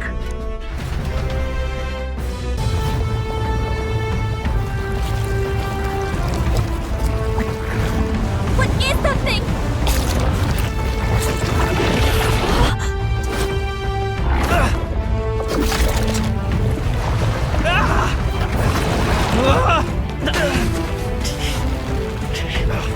The hell are you doing?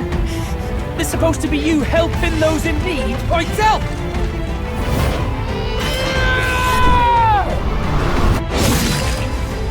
Now! Hurry! You alright, Del? You realize this changes nothing.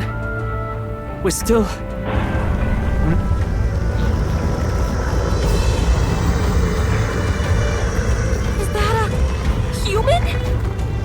Don't charge straight at it. We've got the arms. We'll clear him out of the way. Got it. If we don't kill the thing, we're all sunk. Don't get used to it.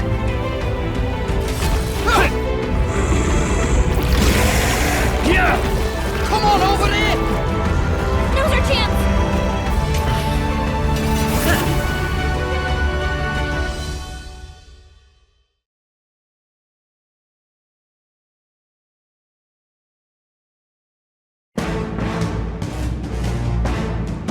We'll slice up some more of the bastard's legs, stick to the body, and take out what limbs you can. I don't know about you, but I'm not dying today.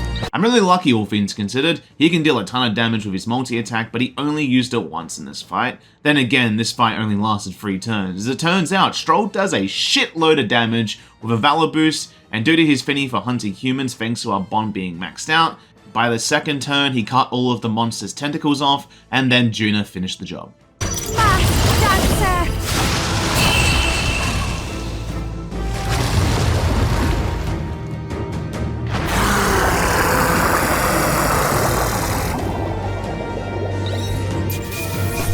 With the monster defeated, Gallica can't believe that there's still monsters here, meaning Forden likely lied about killing the beast that plagued Brylehaven. Stroll thinks that he may have lied, or the human menace is spreading faster than he knew. Basilio is surprised, first time they've seen us fight calling that magic even without igniters. Kind of power that kills humans, huh? Asking that Juna can do it too, she responds that she picked it up from me. She's good at doing that, but Juna thanks the brothers for their help. Basilio is his usual cheery self, and Fidelio is, well, Fidelio. Wait, something's amiss. I still hear water flowing, but it's coming from inside the runner. Blast! We're dipping awfully low. Getting a bit soggy in here, chums. Hold on, we're sinking. You've got to be kidding. Bail the water! You two, help us! What? You can't just order us... Oh, this bloody rust buckets!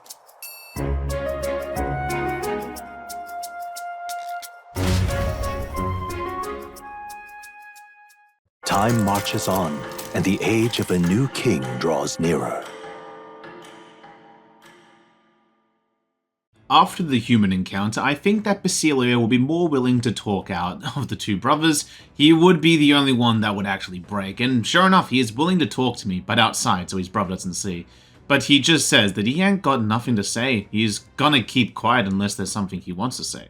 That didn't last long, as he thanks me for saving his brother, then comments on the ship, comparing it to the Skyrunner. The ship's shaking and creaking, it's like it's ready to fall apart. With something like Luis's ship, you'd be able to hit that human head on. Then asks me if we're even gonna make it. I don't reassure him and say that, probably.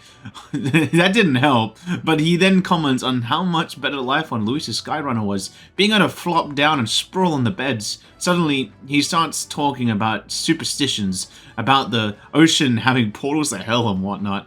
I'm left to look at him confused more than anything. But then he's been getting swimming practice in. He responds that Fidelio is the boss here, and I better keep my mouth shut about him being scared of the ocean. He then gives me something of a charm of sorts, although from a novelty shop compared to the real one, he lost that one in a scrap, remembering when his brother gave it to him, and he finally realizes he's talked way more than he wanted. So he just tells me not to tell his brother, and I nod to agree. My lips are sealed, man, as we go our separate ways and pretend that nothing happened. As the clear surface gives way to the glassy ink of darkness, the Gauntlet Runner reaches a remote island. The party gets a good night's rest, grateful for the still land that does not sway them at its whims. And during the night, me and Juna sat and talked all things Igniters. That's pretty much it, and tomorrow we'll reach Virga Island. So, hopefully it doesn't go too bad. Time marches on, and the age of a new king draws nearer. Narrowly escaping the threat of the sea monster, the party rides the currents of the inland sea to their destination, Virga Island. Virga is a word given to the island by the mainland, meaning uncivilized. But its inhabitants give this name no purchase. Put another way, we are trespassers from a country that has unilaterally regarded the islanders as heretics. To forget this is to invite pointless conflict, as though it knows it is unwelcome. The Gauntlet Runner glides silently onto the island's less populated rear shore. We finally arrived to the island, and my lord, it's hot. Troll is the first to comment on the heat. Heismay complains about his ear fur. Juna asks if we had to go this way. There was such a beautiful beach over there. Basilio responds that it's easier to get a good backstab coming this way. Hogenberg gets annoyed, replying that there'll be no stabbing, back or otherwise. But Stroll thinks that it was a good idea, as coming at them head-on would simply alarm them. We just need to find the location of the lance first. Neris reassures us that the runner won't be spotted where it is. Got a whole ocean on their sides. But it's not exactly unscathed by human, so he's gonna stay back and repair, giving us his good luck blessings. Who's there? Are you from the outside? What's wrong? I thought I heard a voice. A voice? Whose? All that salt air gets your head. Our chances out here already aren't looking too good. Despite Fidelio's words, I wonder what that was all about. Basilio wonders where the lance could be. Troll gives his idea of blending in to gather info, commenting on the difficulty due to them all being Mustari.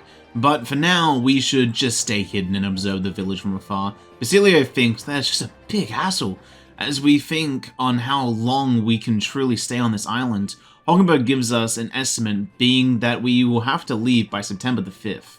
So not that bad, all things considered, so we get going. But of course, we got lost really quick. Juna calls it a disaster, as we cannot afford to get lost here. Juna's sweating out of her mind and comments on all the bugs. She's done! Basilio wants food and wants water to dunk his head in. Hogenberg finds their complaints annoying, as we're all enduring it, but Heismay's ears catch a sound of running water, and we follow his instincts. Whoa! It's drinkable. Much clearer than the capital's water, too. Oh, brilliant. I could use a dip to get the salt off me. On.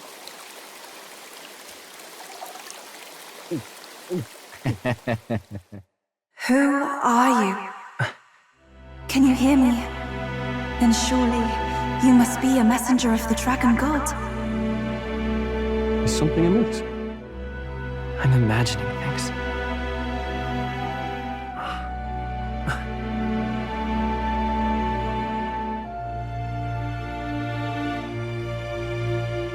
Could it be a villager? You must be the... Priestess! Hey, Del, let's go. Mainlanders! You're not of this island! Wait, listen! Seize them!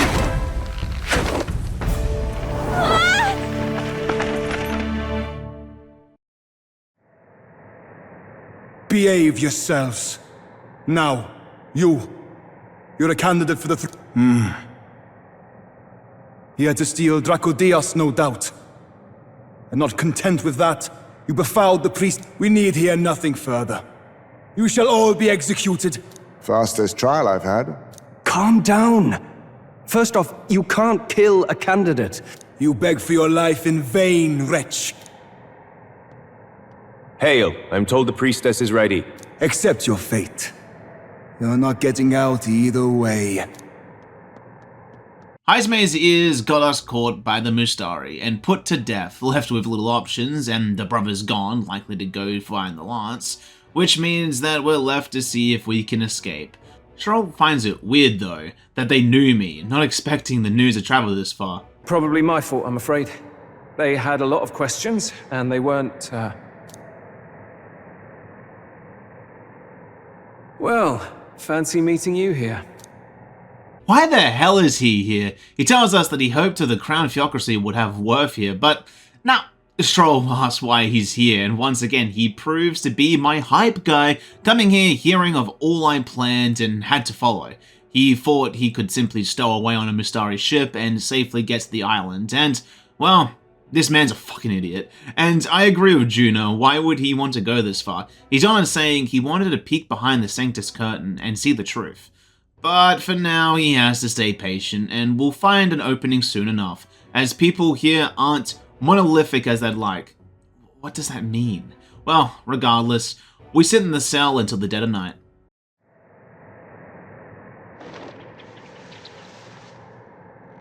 Lady Juna.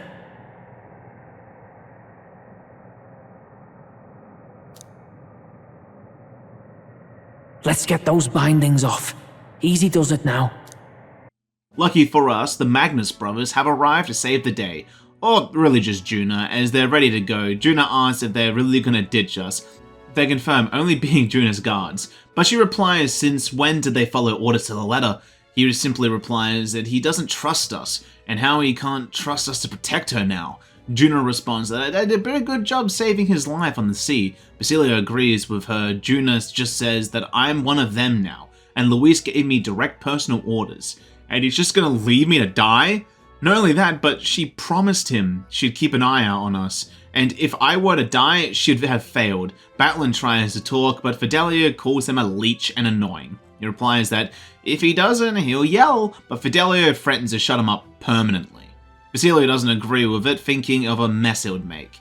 But if things get serious, they'll likely need some meat shields, adding that they're going to need the manpower to get that lance. Juna asks if the place is dangerous, and as Basilio responds that the dragon god may be more real than we expected. Fidelio confirms, adding that they're sacrificing a village lass to it, and they can't rule out this dragon's more of a folktale. Juna's shocked, saying, well, that's just lovely, demanding them to untie us now, so we can have better chances. He complains to her, telling me to not make him regret this. I tease a little, saying that it's nice to be back on the team. He calls me mental, and adds for me to get up so he can cut the rope. You're going last. We're now out of the jail cell as Fidelio explains some things, saying due to the size, there's only one settlement, and their chief is a young man going by the name Edeni, Oh, it's that Mustari candidate we met. Hulkenberg's surprised he was the island ruler. Basilio adds onto that him and the sacrificial maiden is heading for the church. That's where the lance is located. And not only that, but the girl is his sister. That shocked Stroll, and honestly all of us. He was most vocal, however. Fidelio says that it's to appease some dragon god's anger, and the islanders worship it, saying the calamities are from its anger. Gallica asks if it's true, but he responds, it's of course not. It's just some superstition rooted around a dragon made up or not. Juna gets that, and she's curious about Dracodios as a relic. If it was found in a temple, then it's likely an ancient ruin. And that's a perfect dragon den. Ah, shit, she's right. Hulkenberg believes if the creature exists, then mortal sacrifice is beyond all reason. No level of torment is worth taking an innocent life. Fidelio, angered, responds that it's rich coming from a fallen knight, asking if she thinks that nobody sacrifices in the real world, or is it just all below her? If we asked him, he thinks that these people are doing what has to be done. Heisme thinks that's fair enough, as it's all beyond the pale, and not our role to scale their morality. Hulkenberg understands, but just refuses to sit idly while this is all happening. Fidelio responds that it doesn't matter what they do, as we're only here for the lance. We've already got enough problems without us wanting to fix theirs. While their heated conversation is going, Batlin sees this all like sanctism being reflected in a mirror, but Stroll confirms that we will get this spear and no one will need to die. He thinks that's good enough. Like we've said from the start, we help anyone in need. No exceptions, right? And I couldn't agree more with that, and that's our plan, as Hulkenberg believes we should head back for the Seed Runner and get to the Temple Island. I agree with that as we go on the trek back. However, something bad has happened as Denny is left injured, asking us to save his sister. Something about the temple being full of magla, we worry about him as Hulkenberg assesses the wounds, knowing that we will have to return him to the village. That annoys Fidelio due to having to bust us out, but we've got no choice. We can't let him die, as he's agitated, not understanding us. But Stroll makes a good point, as he's their chief. If his life is indebted to us, then the village will not hunt us. Fidelio doesn't care about all that. We're merely here for the lance, and we know where it is, so just take it. Juna decides to take things into her own hands, saying that she is going to follow us, and since he's assigned to keep an eye on her, and she has to keep an eye on me, you get the idea, and he finally relents with that.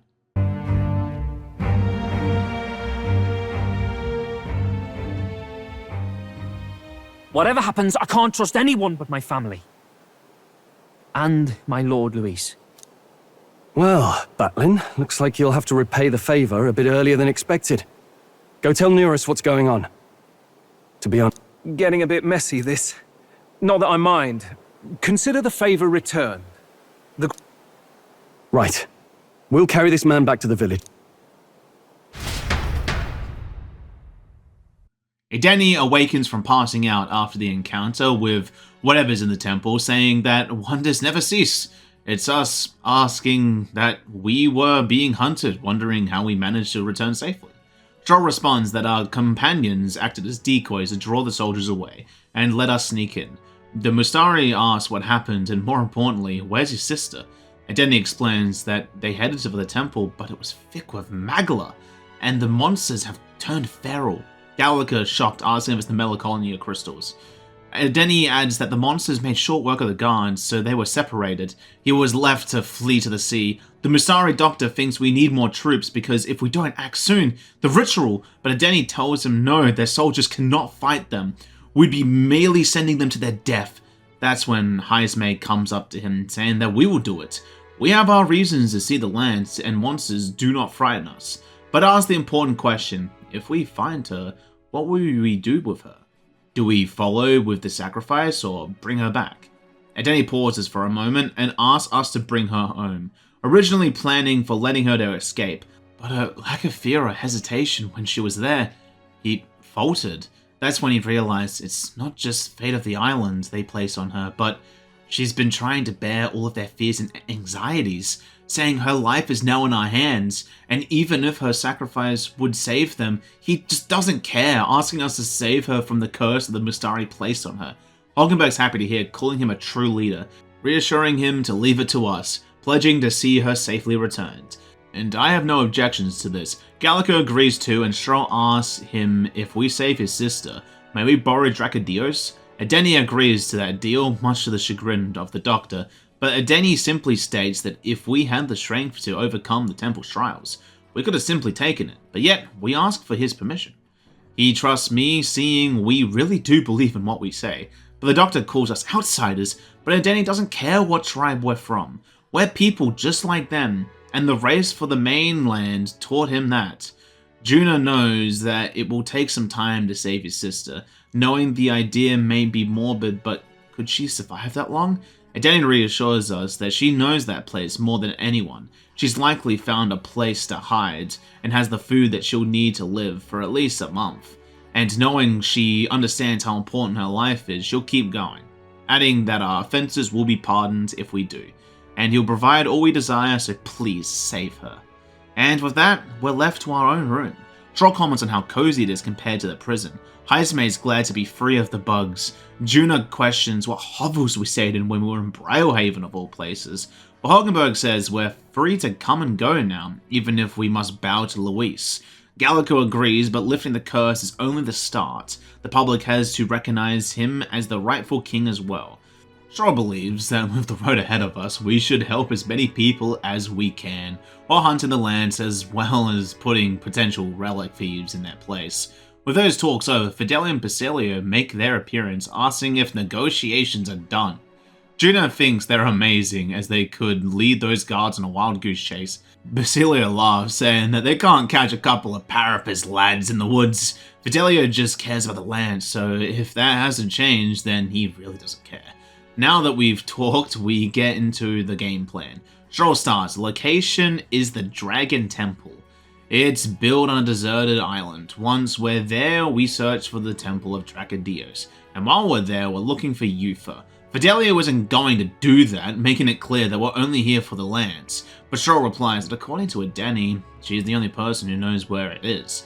Much to Basilio's dislike, but Stroll continues, commenting on the problems. The first one is the temple is full of melancholia, which means there's a bunch of monsters. And secondly, there is a possibility that the dragon god of theirs is a real actual living and possibly likely angry dragon.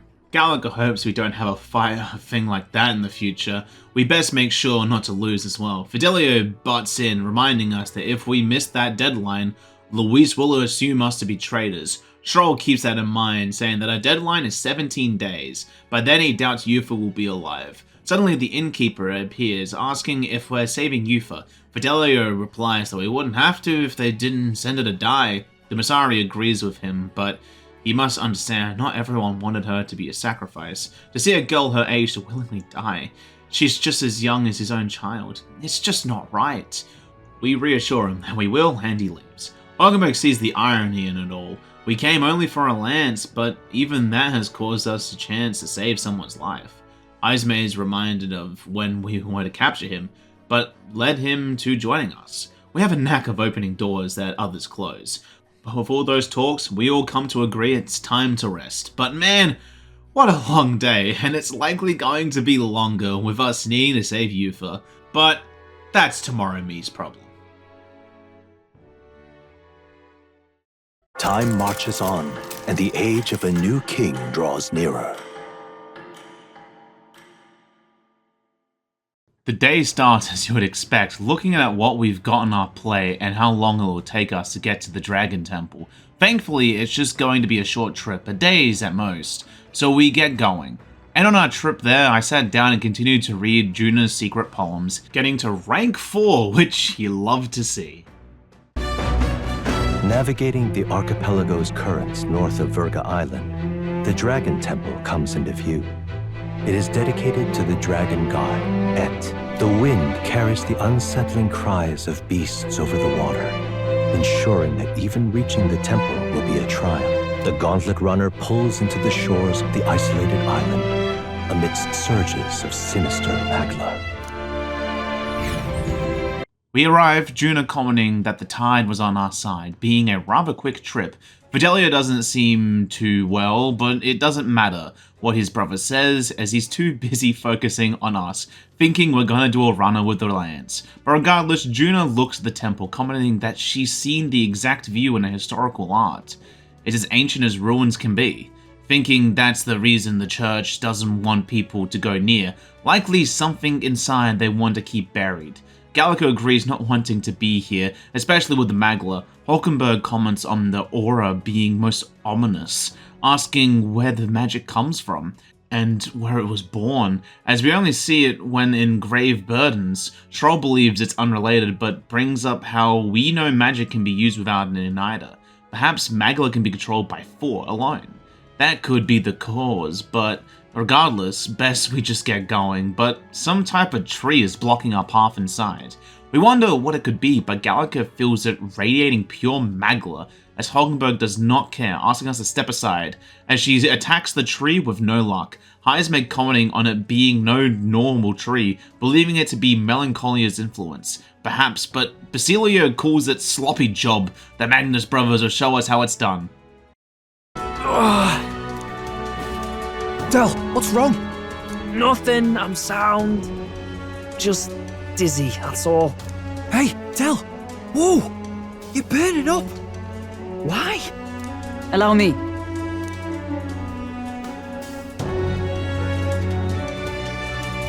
Your foot is badly injured.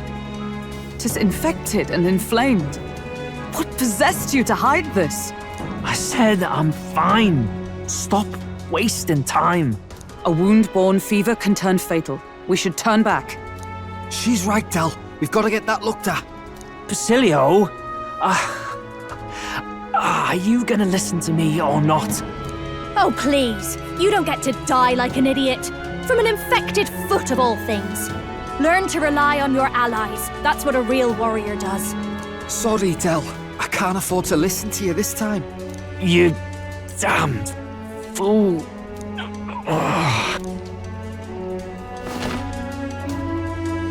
We need to get back to the village.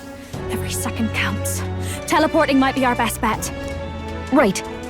We'll be seen, but we don't really have a choice right now. We can't get into the temple like this anyway. Let's ask around back at the village to find out if there's a way in. Basilio, carry him to the bunk inside the Gauntlet Runner. Also, once we get moving, don't leave the room or look outside. We're charging home full throttle, understood? What? Right, got it.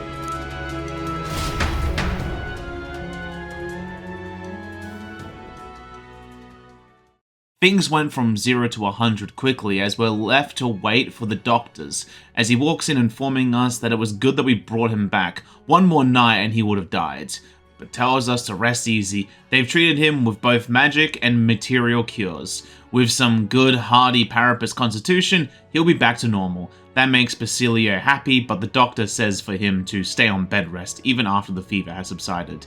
If he pushes himself too much after recovery, he may never walk on that leg again.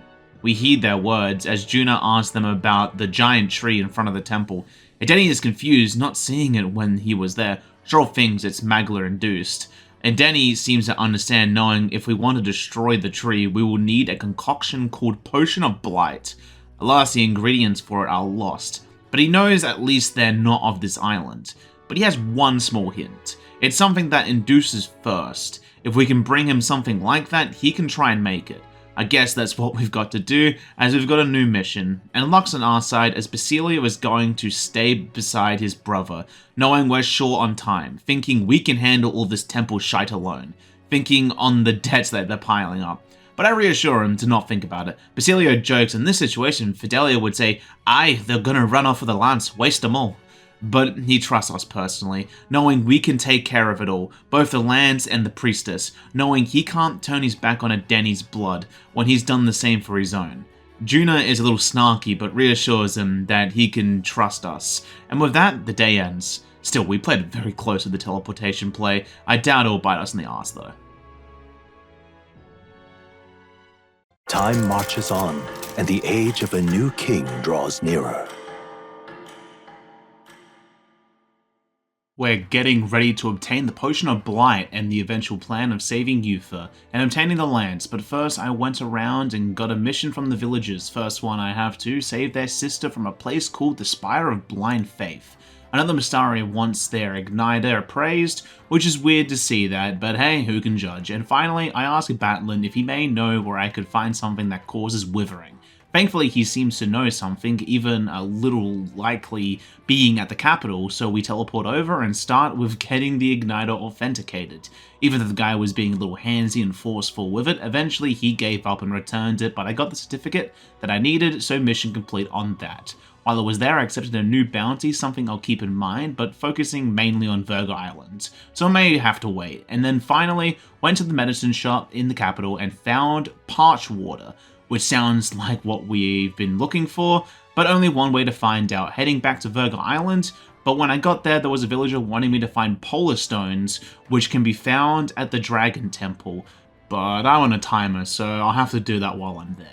But for now, I gave Adeni the item he required. He comments on our haste procuring the item, thinking how amazing Gauntlet runners truly are, and then making the Potion of Blight. So that's the first step done, thankfully, as I've got another mission, this time from Juna, informing me about a place being plagued by monsters that are raiding tombs just off the coast, thinking it's right up our alley. And if I help, she will let me in on some secrets with her work. Sounds good to me, as she's happy. I agree, and tells me some lore about the island. It's kinda long and convoluted, but the idea of treasure catches my interest. As you can see, I'm in, and with the social contract agreed upon, and the location revealed on my world map, we can go anytime by the looks of it, and I can get there while on my way to the Spire, so looking like a double trip, as I spend the rest of the day looking at a beautiful ocean. And during the night, I went to spend some time with Brigida. It seems that she fully trusts me, taking me to a facility, informing me they use it for her own research, adding that it specifically was where they were trying to develop non-violent uses for igniters, make them beyond merely weapons, thinking it to be good enough revenge against the Church. She also thinks if she merely expanded her trade, it would merely make them richer. So she decided on a different approach. I ask her what she means, but she replies that she's doing something the Church will hate, knowing igniters would widen the gap. Strong get stronger, the weak get weaker. It's why she decided to take igniters as an occupation. She hated weakness, but more importantly, who she was. For that weakness, ignorance, and utter powerlessness. But she did wish for a different future, a world without all she dealt with, saying that civilization doesn't flow backwards. People will not abandon the convenience that igniters bring, so if we're stuck with them, best to make them safer and more practical.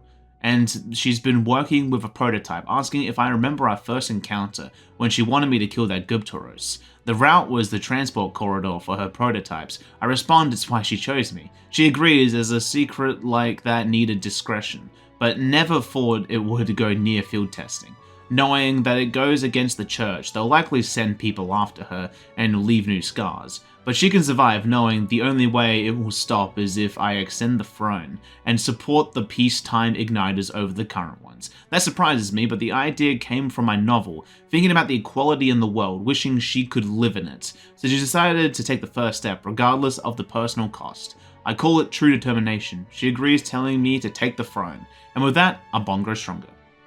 She then adds that the place also holds another purpose, as igniters are one-sidedly destructive. Plenty of poor people have lost their homes due to it. She hires them here and supports where she can, calling it a way to atone. And with that, I leave her, and with her support, I am now rank 17 with the populace. Time marches on, and the age of a new king draws nearer.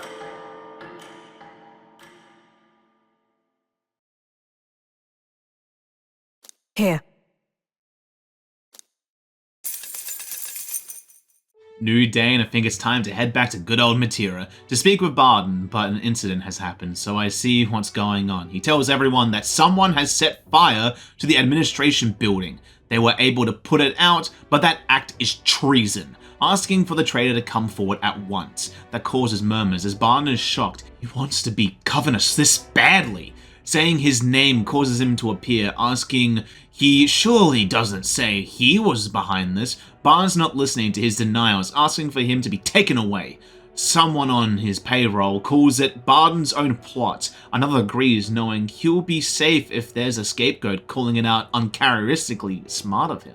Barden asks what they mean, as Gerstris asks for the townspeople if they will go on never questioning Barden. asking for them to look what's happened to Matira under his rule. The guards treat you like prisoners. They spy and report on you. Is this place our town or theirs? He adds that he thinks Barton is unfit to govern, thinking they should hold a public vote. The people talk amongst themselves, but Barton doesn't like the idea, knowing it won't be done in good faith. But the people are getting into the idea of democracy, and Barton cannot stop them now. Gasrick rubs his small victory, which angers Barton, but I have to quickly calm him down before he says anything too far. He understands and relents to it, but tells the people if anyone cheats, they'll be held to pay, reminding them that he's keeping a watchful eye on all of them. And that's when we're left to talk, as he admits that everyone seemed to be scared of him, including the wee ones, even more than when they thought he was a phantasm. Thinking about their faces more, it shook him to the core, by the looks of it, asking if he is erred in his ways. And I gotta say, absolutely, you're starting to feel dictatorial, man. He asked what he could have done and said he thought they would understand his reasons. He wasn't monitoring them out of contempt, but he has no choice but to hope that they will come around. His duty is to protect them from the rampant villainy. I tell him there has to be another strategy because I believe in him, but the direction he's going, it just isn't it. He replies that it's sincerely touching to hear, thanking me so much for being so thoughtful despite my own troubles, hoping he can count on me more knowing that the voting will come soon. And he has to win to protect the town, saying this as my comrade as well. I think he can, hopefully, the town's honest reactions direct him to a better course, as a bond grows stronger. He says to worry not, he will become governor by forever striving to fulfill the people's needs. But his face, I have some worries. I'll need to check up soon, as I leave him for the time being. And during the night, me and Gallica go back to Brylehaven to look at the beautiful scenery once more. Time marches on, and the age of a new king draws nearer.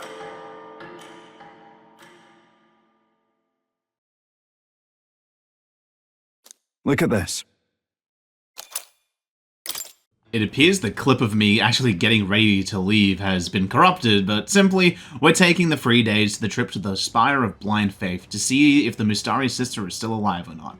And while we're going there, we will be doing the mission for Juna, as she's very persuasive. And speaking of Juna, I think it's only fair, if I'm doing this for her, I get to read her secret poems.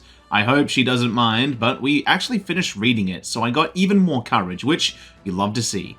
The Orbwise Path, a cave on an uninhabited island east of Virga Island, comes into view. An old Mustari custom says the deceased can ascend as guardian deities if their remains are fed to the snakes here. Time passes, lands and peoples change, and the unthinkable becomes sacred tradition. The party arrives with complicated feelings. Giving it some thought?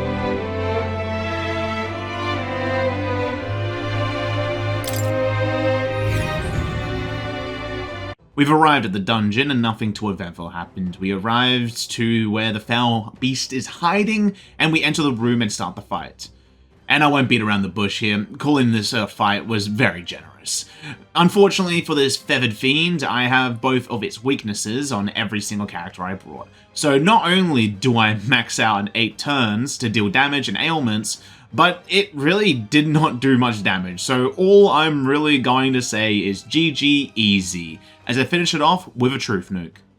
Lend me your strength! Don't let up now, Juna! Get him! Burn!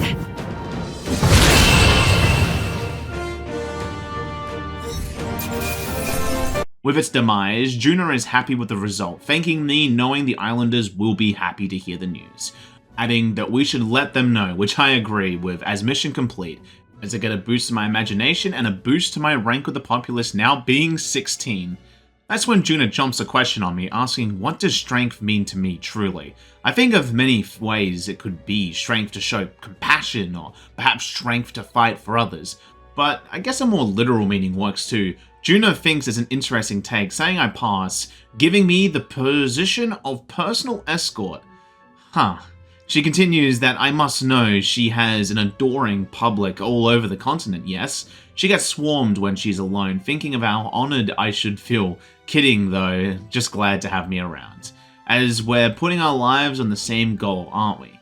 Ah, shit, she's got me. And she says, if there's something I want to save, I am willing to risk my life for it. Well, of course, this whole Louise thing is a journey till the end, regardless if we live or die. And finally, she appreciates me fighting with her. She is deadly serious about this escort thing, so let's give it our best shot. With that, we shake hands as a bond starts to form between us. Suddenly, Juna remembers she did promise to teach me some songstress secrets, saying that hardly thinks they're all that impressive. But anyways, all she does is show people the her she wants to be. It's the audience who decides on how they do with that information, and this is what makes her a songstress. It may be cryptic, but I should watch close and see what she means. Calling me her good man. That's a tad confusing, but my first job as her escort is to get her out of here, which I guess I can agree on.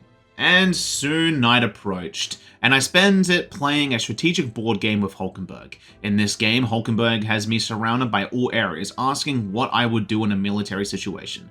And I deduce to gather my strength and charge at a single point. Hulkenberg calls it shrewd, but agrees that that is a good way of doing it. As with that, my wisdom grows to be rank 4. Just one more to go, but man, I really need to work on my eloquence as the night draws to an end. Time marches on, and the age of a new king draws nearer. With yesterday's mission of helping the people and Juna out completed, we continue on our trip to the Spire of Blind Faith. But because we didn't take camp last time, it would take us the full 3 days it was initially, which sucks, but alas, what can you do?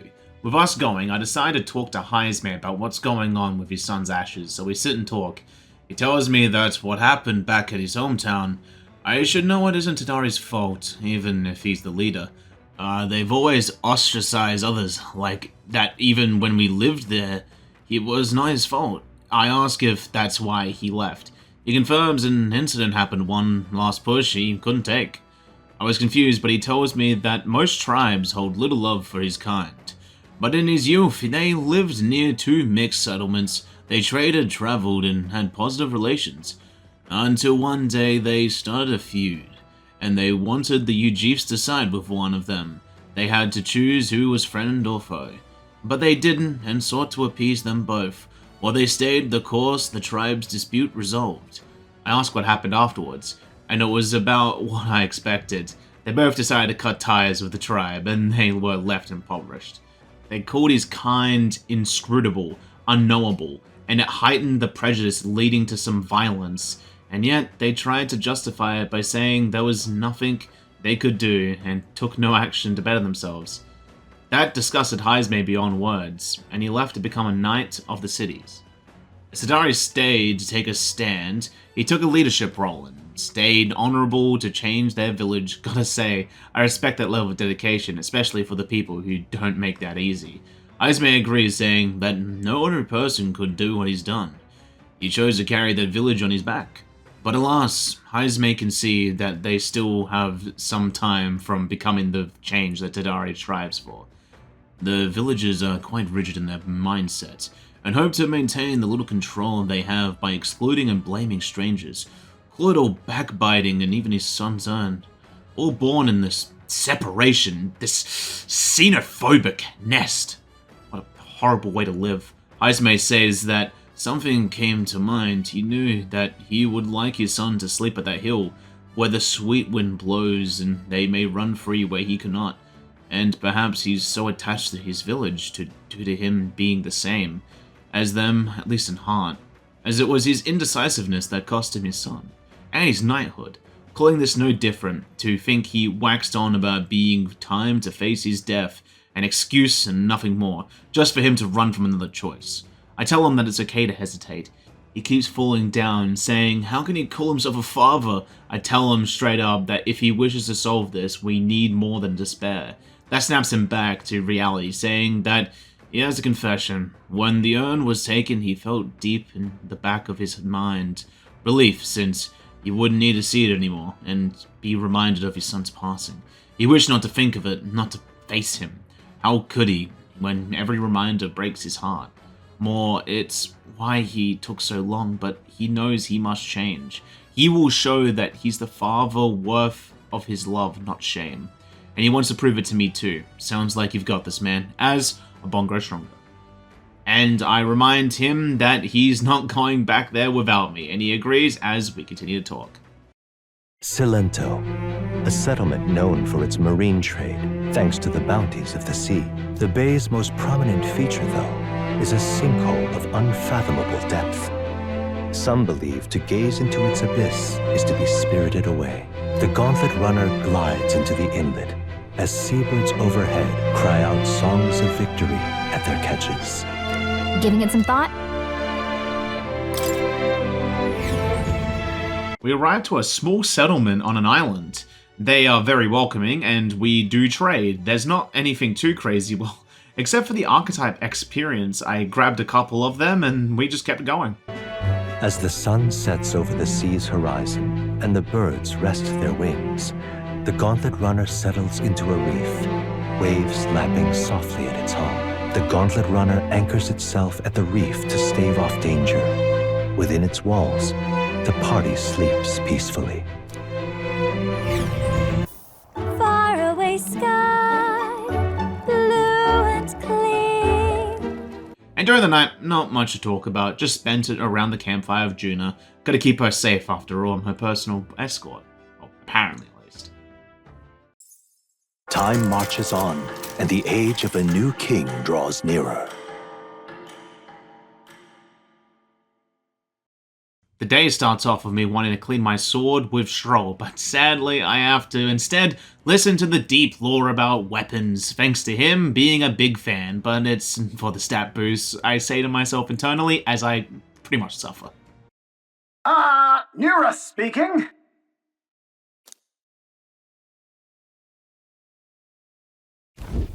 At last, the party arrives at Sporico Cave, nestled deep in the forest. Within, vibrant flowers rich with color blossom in full glory. But theories claim the cave itself is a weapon of a bygone era, and the magic of its circuitry infused the ground with magla. As though drawn in by the bewitching light, the gauntlet runner draws near the mouth. We arrive to a tunnel full of lush flowers and fauna. We comment on how these islands are just teeming with nature. Neris sees behind it saying, man-made, but Hulkenberg sees something too, and I ask if it's something she'd like to eat. And she asks if I read her mind. Apparently in these flowers, there is a most precious nectar within. But we wonder why it's so overgrown in here. Gallica can feel a faint magla, calling it a type that usually isn't in the air, feeling akin to an igniter. This sounds quite interesting, guess it's just another relic from the old world. But due to its ancient nature, Neris gets himself hyped up and interested in every facet of it, so we better get going before we're here forever. With, of course, another drawing for Maria. As the clear surface gives way to the glassy ink of darkness, the gauntlet runner reaches a remote island. The party gets a good night's rest, grateful for the still land that does not sway them at its whims. And now it's night time, so I sit down and play another strategic board game with Hulkenberg. She once again puts me in the back foot with a wave of mages, but I quickly put that down with my cavalry stampeding in, which is the correct option as I get a boost to my wisdom and go to bed, as tomorrow might be a long day. Time marches on, and the age of a new king draws nearer. Today is a day filled with failure and pain, so I think we'll start with the simple things, and just say that I read Heismay's stories about his son for the tolerance boost while we were on our way to the Spire. The Spire of Blind Faith is the decision to pursue such a beast, one of bravery, or something else altogether. The party sets foot in the tower, filled now only with disquieting magla, all prayers long unanswered. Getting there, we notice a Mystari woman. Turns out it's the sister. She's not dead, but she's not leaving until we kill the target we originally had our eyes on, because it has her monster notebook. So I guess we're still here to complete this thing at least. I thought to myself, but entering the dungeon and fighting the monsters inside made me realize one simple thing. I am super underleveled. Not only that, but I lose turns due to the weather. And yeah, I was not meant to come to this dungeon this early. Which sucks, I just wasted 3 days getting here, but I still collected what I could and grinded a little, but I knew that grinding wouldn't help me, because I mean, look at this and tell me I had a chance that wasn't spending multiple hours grinding those 10 levels.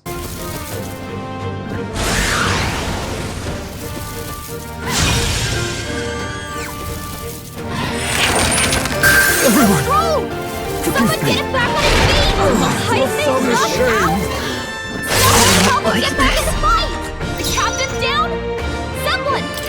So yeah, with our bit of defeat, we went back and the food just didn't hit the same with the bitter taste of defeat in my mouth. But we'll fix that by saving you for tomorrow, and with that plan set in my mind, I head to bed. Time marches on, and the age of a new king draws nearer.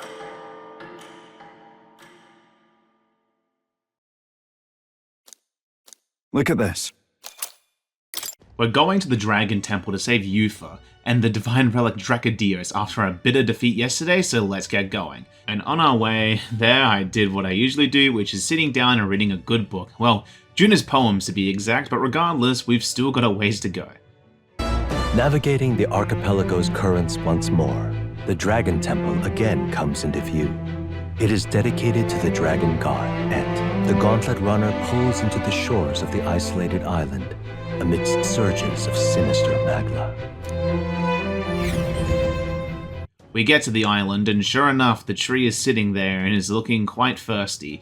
So I say bottoms up and give it the potion of blight, and boy did it quench its thirst. As it turns out, the tree was alive the entire time and isn't too happy being woken up. Wait! Incoming!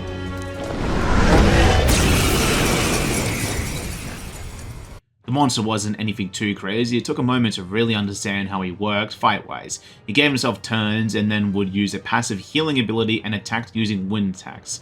Stroll had to watch out, but he was weak to fire, so it wasn't too hard to take him down when I knew that, to be honest. For all that we strive for!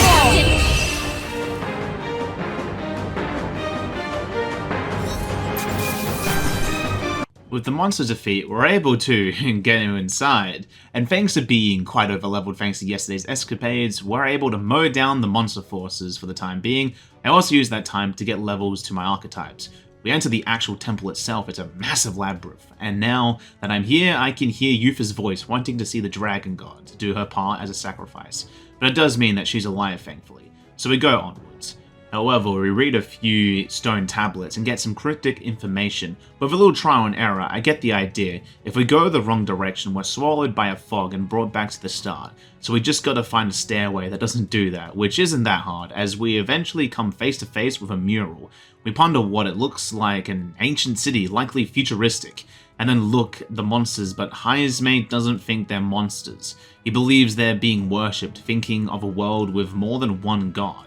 Thinking that is different from the Sanctism, says we find another one. This one shows the same world but burning, and as the title says, it's likely destroyed in some war. We wonder what's going on with the people. Some look monstrous, likely humans, but we can't make sense of it. The next one depicts a war. Stroll thinks of the Annex War, but it's too grand in comparison. Juna thinks it depicts the destruction of the old world, thinking that aren't they combatants here? And there are dragons and monsters too, likely even ancient gods. We're left to wonder if the dragons were being roped in or perhaps controlled. But if that's the case, like Gallica said, it's no wonder why it's called War of Ruin. But finally, after all those murals, we found Yufa. She recognizes me, telling us her name and her title, pleased to meet us. Hulkenberg thinks that it's impressive to see her unscathed, as Yufa explains the Mystari are blessed with the ability to see the flow of magla, asking why we're here. Stroll explains her brother has enlisted us to help her. She's glad to hear her brother is safe, and she entrusts us so she'll need us to help complete the ritual. Highesmate tells her that we'll have no one part in her sacrifice, adding that we're here to take her back. She's confused, but Hulkenberg states that it's her own brother's behest, and if she doubts us, she can get the answers from her brother. Yufa is confused why he would. Juna asks if it's crazy to think that a brother doesn't want her sister to die. But Yufa asks what will happen if she does. The land of Magla rolls and the people are tormented by sea horrors. Even their herds have gone mad. It must be quelled, and if she must die to do it, then so be it. Hayasme can sense the fire in her. It's a valor any knight would wish to wield, but adds that she's risking her life. Shouldn't it be for something she's certain of? That confuses her as Stroll states that it may not do to a dragon god. She's shocked, saying that the perils are born from the same magma that flows this temple. Stroll admits that we've seen this before, all over the nations, not just here. That stirs confusion into her, but Juna says that we will get her to the altar and see what we can find, as she knows where Dracodius is, right? She confirms as Juna continues that we should see what's really going on there for ourselves, as we've got business of Dracodius as well. Stroll agrees, and I say that I will protect her. That reassures her, as we are her brother's envoy, and can sense our Magla calling it unusual, bringing mind of the heroes of old. Gallica wonders if she means archetypes, but anyways, we get going to the altar, but during our trip we found a wisp, and it gave me the XP I need to complete Moore's quest, so I decided to beat him now. With his completion, I actually got to rank 4 in Imagination, which is cool as he says that our research proceeds apace. Thanking me, I ask if something's the matter, as his face looks glum. Moore admits that he's scared as he's starting to remember where he is. I ask if that's so. He says that this place is where he strove for scholarly pursuit like he is now, and yet one different in the past. He was certain he had a team on his side. We shared the same dream. We labored to make our ideal a reality, at least from his memory. Gallica thinks that it could be true, but Moore ponders if this is then has no one came to save him, calling it strange as in normal circumstances people would notice something amiss, wondering if his imprisonment is a good thing, if he wasn't locked here by a kingly decree but by his peers, wondering if he did something grievous. I tell him to calm down and he agrees, saying that he can hardly solve any of this with a mind clouded by panic. Apologizing for the unknown shook him for a moment, knowing all we can do is move forward. And then gives me my next task. It's to study 25 different archetypes. I don't think I can even get that many as of yet, so that's future me to do as we part for the time being. Back to the temple, we found a Mustari bodies. Yufa is shocked, saying it's her fault and her atonement will be when she dies to the Dragon God. Juna asks what the Dragon God is and what might have started the tantrum. She admits that she is uncertain, but ever since the founding of the village, when their deity frenzies, it's appeased by a sacrifice of the priestess. Besides the body is another mural showing the beginning of the tribe. They have 3 eyes as well, so it must be the start of the village. Something Yufa confirms, but brings up her need to be sacrificed, which puts us in a sour mood. But we push on to the next mural, seeing a former priestess, a lance, and the flock. Hayasme believing we're getting to the truth of the island. Yufa explains that the Mustari found the ruins and met the Dragon God, and those entrusted with the ceremonial duty became the priestess, as the dragon is their protected deity. Its impetus god of conflict, sometimes, and its rage is directed to the island and its people. And those times the priestess gave her life, it's foretold in their offering they beg for mercy, and the spirit is appeased. Juna is shocked. She's not afraid at all, asking if she wanted this to happen. She admits that she has some fear, but to protect the people she holds dear. She feels joy and pride. As we find ourselves at a door and enter, we find ourselves at a city. Underneath the temple, there's a pure blue sky, and it's a city called Drakengard Shinjuku. No way, no fucking, are you fucking kidding me? I fell for this shit again? This entire part is just a gigantic homage to Lost Shinjuku from the original Etrian Odyssey. Holy fucking shit, I don't care anymore. John Metaphor can wait and I can break character this one time. When I saw this, I was genuinely so fucking hyped. I played Etrian Odyssey 1 for the first time this year, and it's a 1-by-1 recreation of the game map and the song, and I just gotta say, this is fucking peak. It is so goddamn peak. I mean, the human in this area acts like a foe in the game. It moves when you move, so yeah. This was made for me, and I will die from peak in peace. But anyways, let's get back to it. And basically, the corporeal human lurks around, and we couldn't proceed thanks to it, but thanks to Yufa being so connected to Magla, we're able to pinpoint the human's original body and start a fight with it. It was quite a slog, he did a ton of damage, something I wasn't ready for, but with them focusing on Hulkenberg and working with healing, buff, and damage dealing, although not really having any way to deal super duper damage, I was able to eventually chip it down enough for Hulkenberg to finish it off. Forward! Oh, bolts of lightning!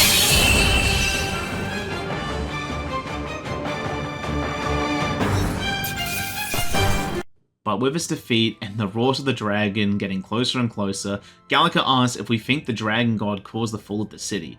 Yufa says that the dragon god isn't as wicked as we describe.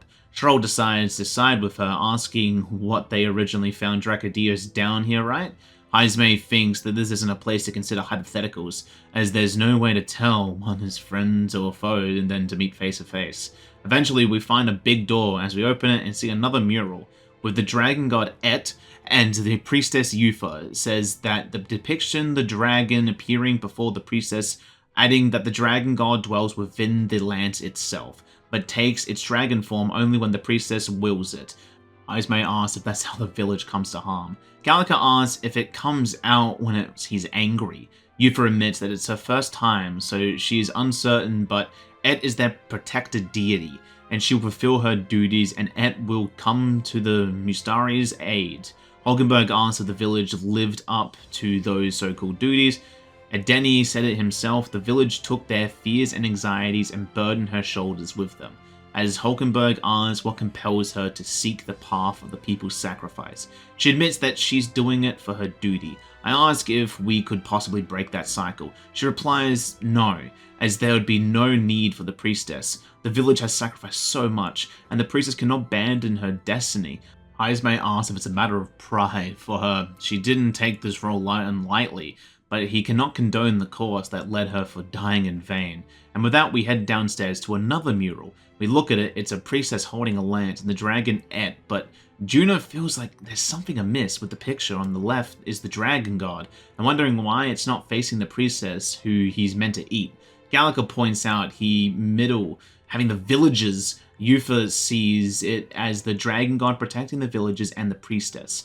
Gallica's not sure, thinking of it like her fighting with the dragon, wondering if the priestess are meant to be sacrifices or not.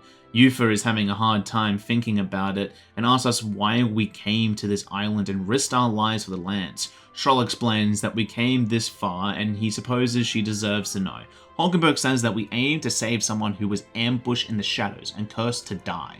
And the person who's responsible for this cruelty seeks the throne, and for us to thwart this tyrant we must ply him with power and favor, and that is why we seek the lance. Yufa asks that we don't bid for the throne ourselves. She heard that the aspirants of the mainland are seeking relics for their own gain in the race. But Juno tells her that she doesn't want her to die. She left to wonder if it's the same with her parents, explaining that her mother and father served as the priestess and the chief before her time, and they died in an accident out in the sea over 10 years ago. They knew they sailed to see the dragon god, and they never knew why they did that when no ritual was needed. But to hear it from us, she thinks that our aims weren't so different than theirs. Heismay says that they started to question the ritual themselves and wanted to see if the sacrifice held any meaning to protect their dear daughter.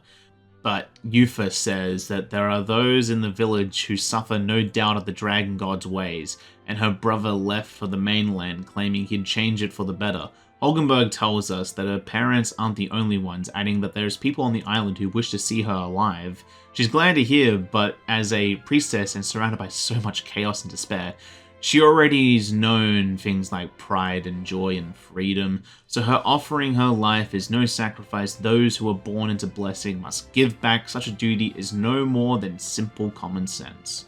It's a way of living, but it doesn't matter to Juno, telling her that we're getting her out of here, and she has to deal with it.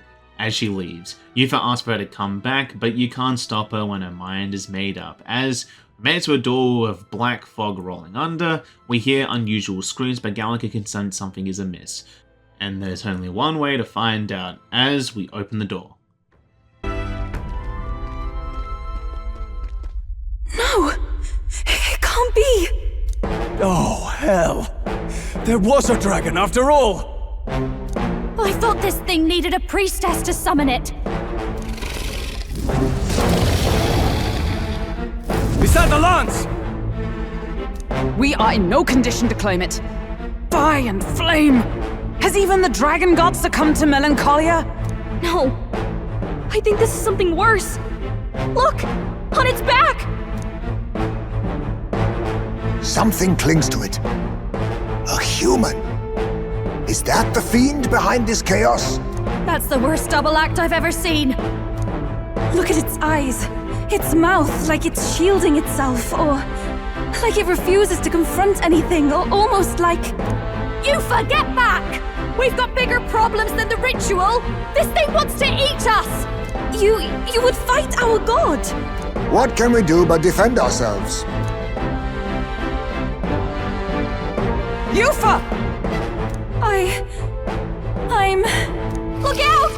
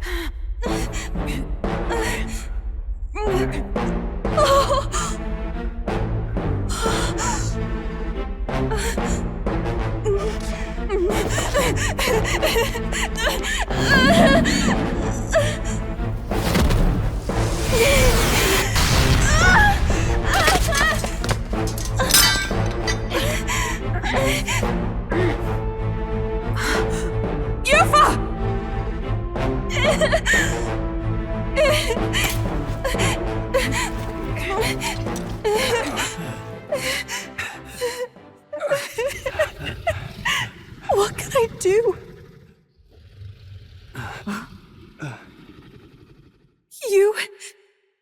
You would have me abandon this end. You would send me away to live my life. But how? How can I? This is all I have. Please. You can't take my purpose away from me.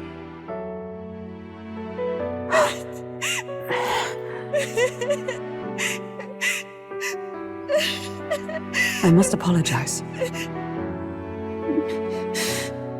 I was wrong to assume. I was quick to judge. But your rites are not acts of barbarism.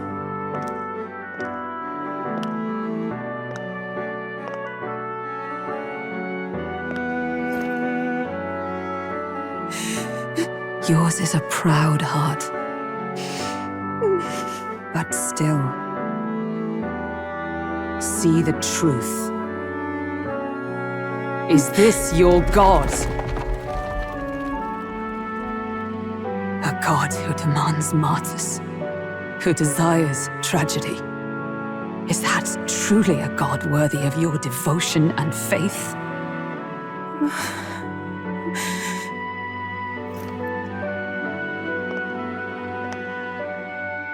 Arise now, priestess! Have you come here only to be saved? Or will you find purpose beyond death, to stand and fight as a savior?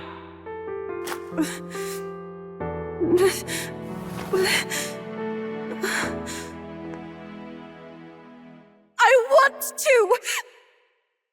O lodestar, ye torn maiden of faith, O thou anguished traveler. Thy long stagnant stance hath finally been broken. Now choose thy path.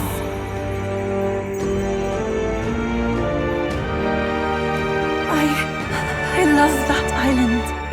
I love the smell of its verdant flora. But what I love more than anything is its people. Their words may be coarse, but their hearts are true. I must save them! Please! Thank you. Thou hast chosen a noble parting. Henceforth, thy fears and insecurities become thy light. O lodestar, whose light reveals the king's own path, awaken.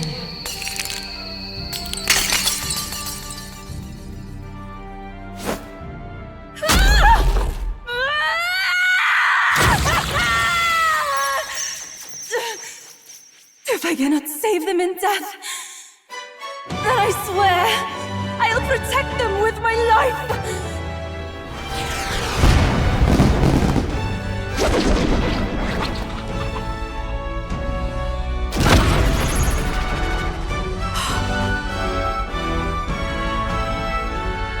All of you! Let me fight by your side!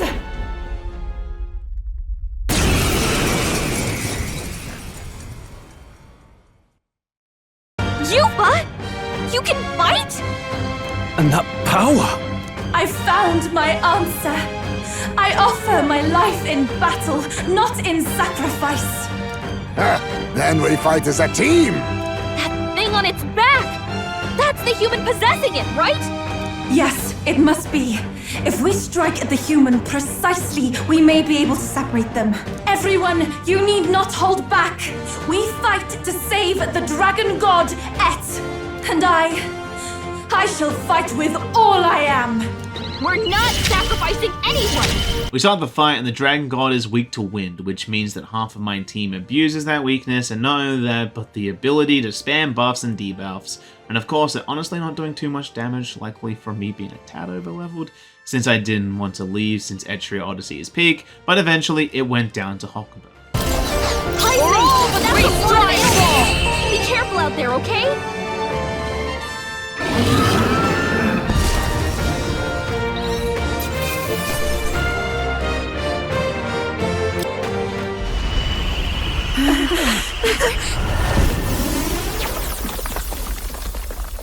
The dragon!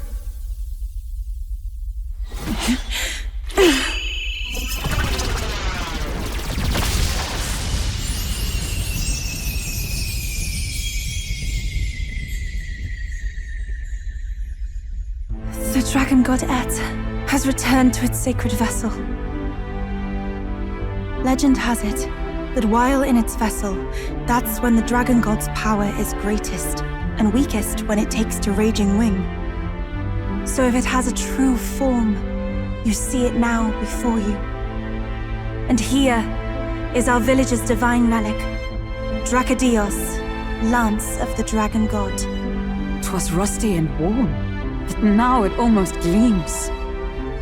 So dragons aren't just magical beasts. They're a manifestation of pure Magla. My sister's research. She was right. You all had the right of it. All these tragic calamities, they are not born of the Dragon God's wrath. Then maybe they arose from the temple's melancholia. Perhaps that human was the source. 'Tis not the first time. Thinking back on it now, a human has always been at the heart. You think humans are what's causing all of this? No, I don't think that's quite it. Something about that monster. The way it instinctively tried to shield its eyes and ears. It was as if we faced the living past of the Mustari people itself. The Mustari reject the world beyond ours, lost and comforted by ignorance. And in adversity, it is our God we cling to as cause and answer to our suffering. Maybe we have only ourselves to blame. A self-inflicted madness. Our hearts are the source of Magla, of magic arts. Even this new power, this archetype that has awakened within me.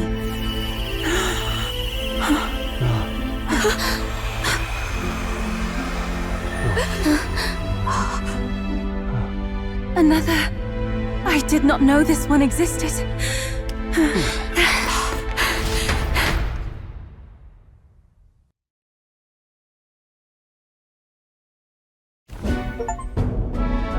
If this mural had been lost until now, then This paints quite a different picture of the priestess.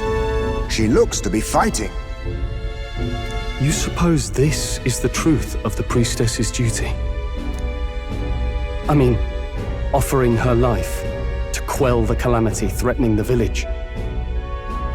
Maybe that's what it meant all along. It had always seemed odd that the dragon god dwelled within a lance, of all things. Not a sealed urn, but a weapon. My brother often wondered about it. We were wrong. No, we did not even think to question. You would have died in the name of an era of semantics. The world has not been kind to you, girl. No. On the contrary, I feel I've been saved. I finally see my path laid before me. So thank you. Let us return now to the village. You said you had business with the lance when all this had settled down, did you not?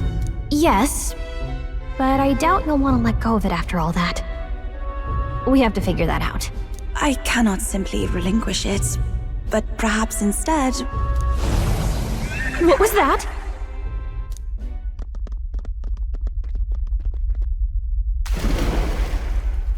Surely not. The human from the altar? How has it not perished?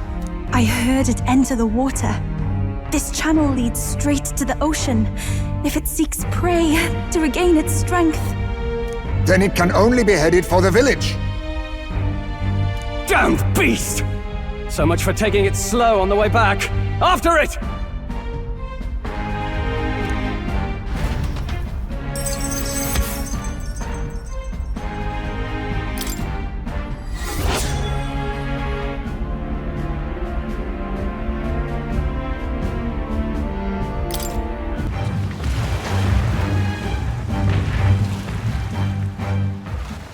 Someone, please!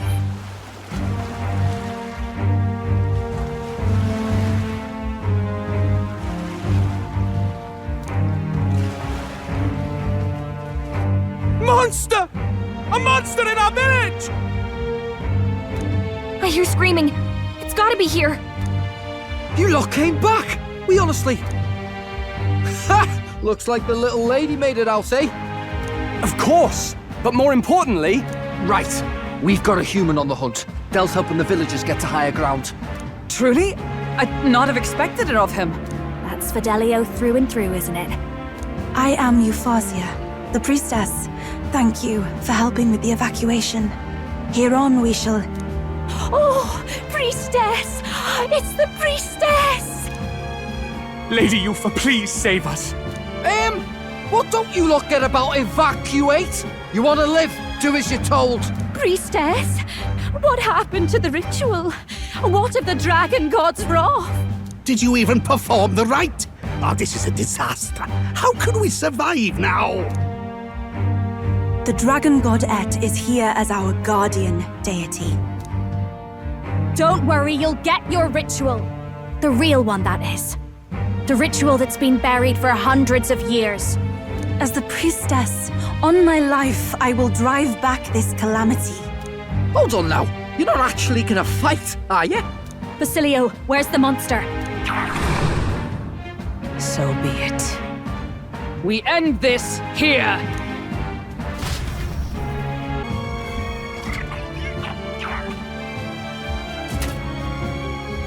We can do this!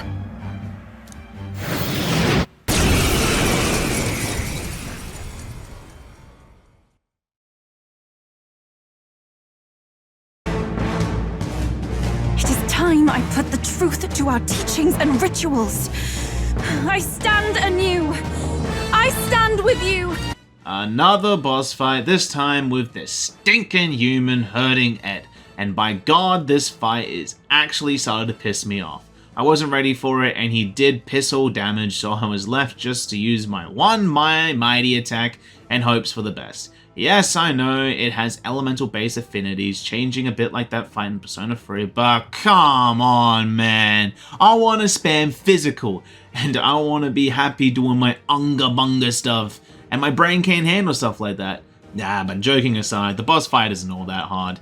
Just with my current team and with no optimization, I can't do too much damage, but after a long time, it eventually went down. Hulkenberg's fighting her anxieties. Keep the enemies off her.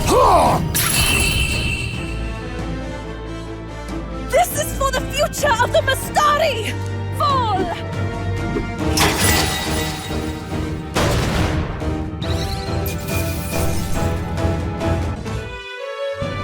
Right. That's the end of that. Everyone, once again, thank you so much. What a spectacle! To think I could have evacuated and missed the performance. Yufa, that power. It must be the same power wielded by priestesses of old. My rescuers helped me realize that. You mean to say sacrifice was never the intent of the ritual?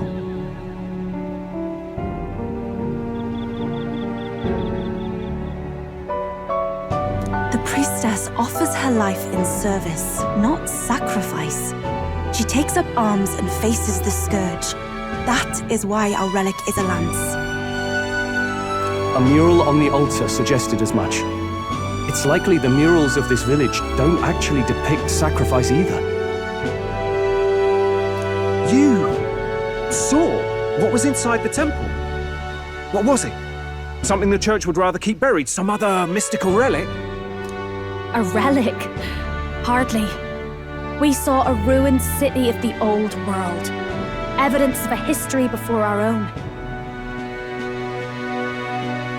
Small wonder the clergy can't send their monks. Anyone who saw that would have their faith shaken. It's all but physical proof that the Sanctus Scriptures are fiction. You don't say. However, we of the islands have done no better in upholding the truth of our past.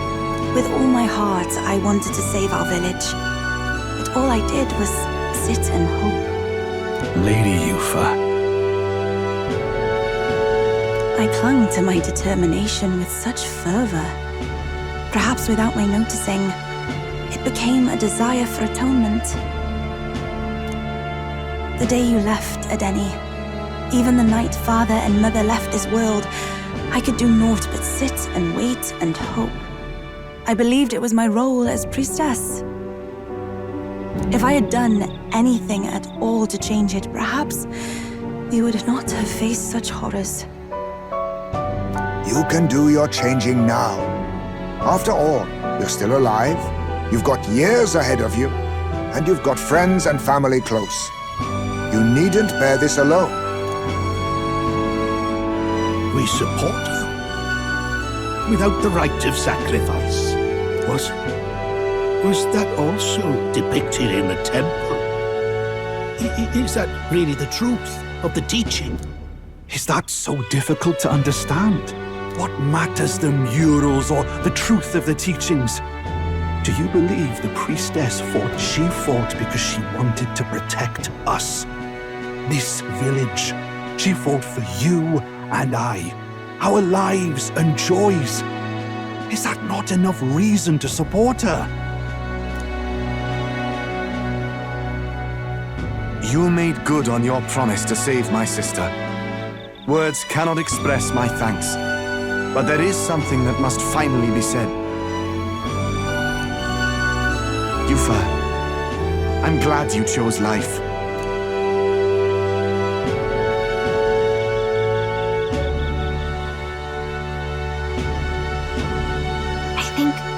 I understand now.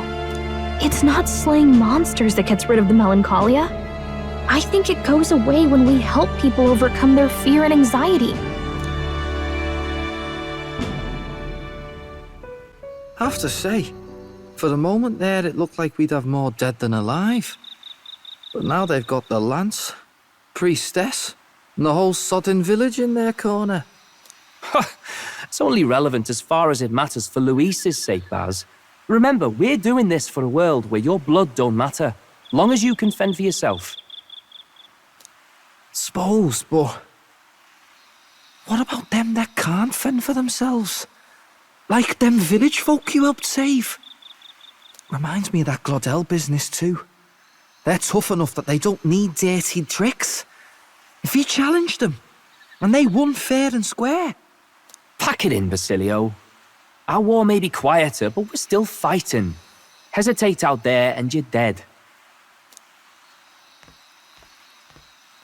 Del.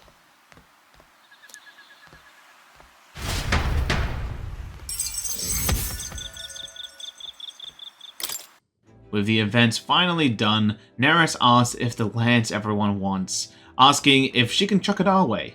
Yufa says that she wants to discuss that she cannot let the lance leave her side, but she wants to come with us. With the monster gone, the Magla distortion is fading from her lands, and the threat looming has passed.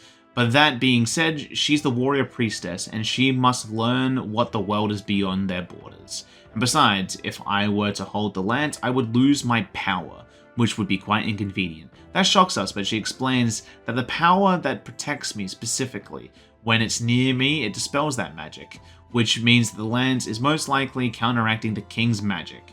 And we give it a shot as Stroll is commenting, saying this changes everything. Juna agrees, wondering how a whole dragon's worth of magic fitted in such a normal looking lance, but now she understands. Hulkenberg is confused, and Heisme explains that I was struck, which leaves little doubt that this thing can nullify the king's magic, which means it can kill any candidate, and it's likely Luis knows that. Hulkenberg is glad that the Magnus brothers did not hear that, saying what a secret to be stumbled upon. Stroll thinks this has given us a chance we can do what Grius couldn't, and he won't see it coming. It's sad to think about that, but we might be able to, as we're much more experienced now. Yufa asks if we would do such a thing and take a life.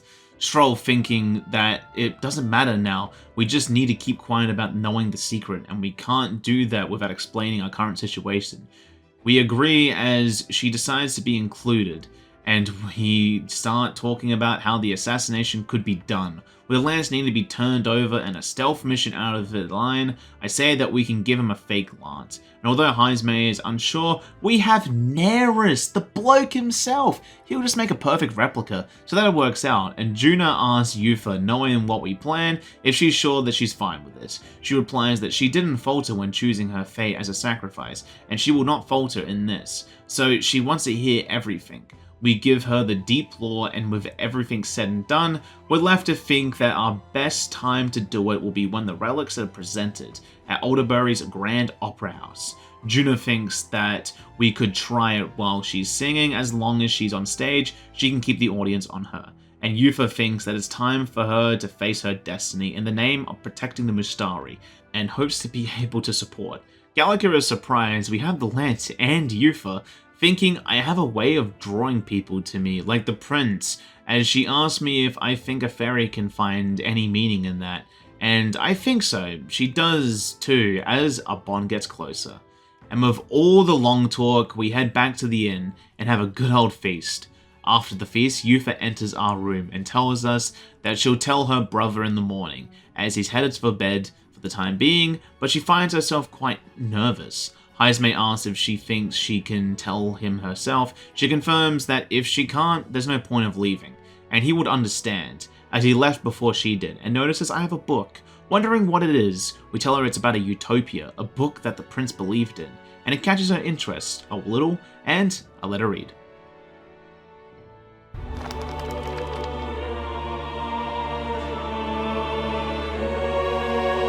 Despite all the people share in common, the world is filled with myriad faiths and beliefs. Accordingly, those in search of spiritual meaning may seek and find many different teachings to guide them. I see. So the people of this world are free to believe as they will. Anyone may follow any god, any dogma. So basically the opposite of the Sanctus Church. Our legends say that the ancient world was full of all manner of beliefs too. The people of Eld worshipped many gods from many pantheons. People confronted the anxiety that haunted them. Thinking back, some of those figures in the temple murals may have been gods. Yes, that mural depicting myriad gods is an explanation of how this world came to be. But ultimately, war claimed everything. Suppose that means it wasn't much of a utopia, right? Perhaps freedom unchecked gave rise to conflict. Either way, to know the past is to ensure history does not repeat. If we are to create a utopia rooted in our world, faith is not enough. We must move onward and take action as allies, because I believe that's how this must be used. This power that guides us to ideals.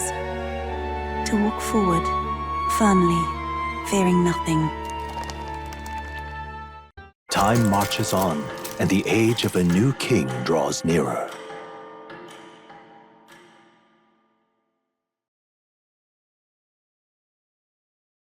Here you are.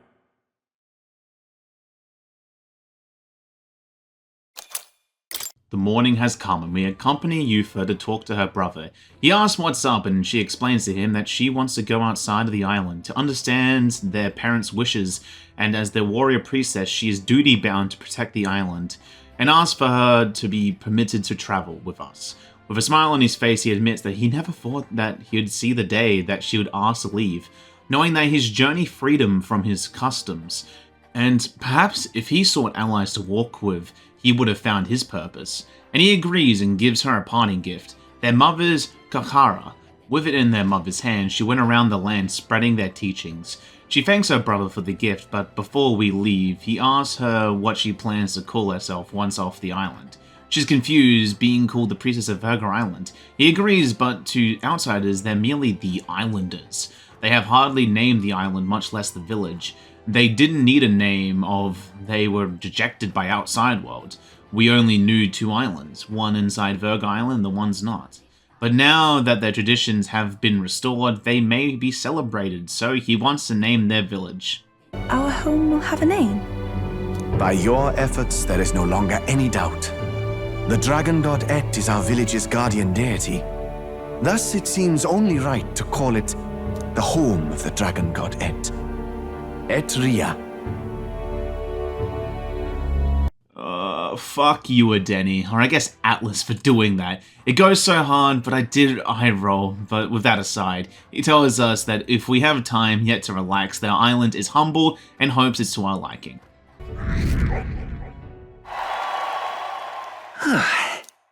With the horrible pun aside, I go to the lady to give her the pole stone. I got a little extra for her quest, but it's done regardless. So I call that mission complete as I talk to Yufa, as she's interested in the outside world, and I explain to her about the busiest, bustling street in Grand Trad. She's shocked, asking if people at Grand Trad have big families. That confuses me, but she says that Sunlumio Street, that must mean that they're all some Lumio, right?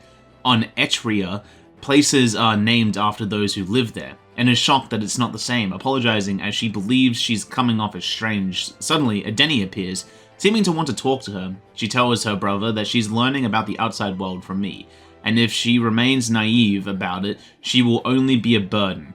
He asks her if the outside world makes her anxious. She admits a little, asking she shouldn't be, right? This was her choice after all. I say that there's nothing wrong with that. Adeni agrees, admitting his knees were shaking when he first left. She's shocked, asking if it's true. Adeni confirms, saying that no one steps out into the unknown without some trepidation in their heart. With that said, people only feel what they don't know because they don't understand themselves, believing it's her time for something called the Trials of Malvanova. It sounds quite interesting. Apparently the monster reflects the anxiety of those who fight it, and proves those who can overcome it with proof of their victory. He was one person, and he gained much from it, and he thinks that she will too, and gets my interest with the treasure inside there. She does worry about a little, mainly the weather being unpredictable, but her brother will fix that, telling her to just trust her friends to guide her.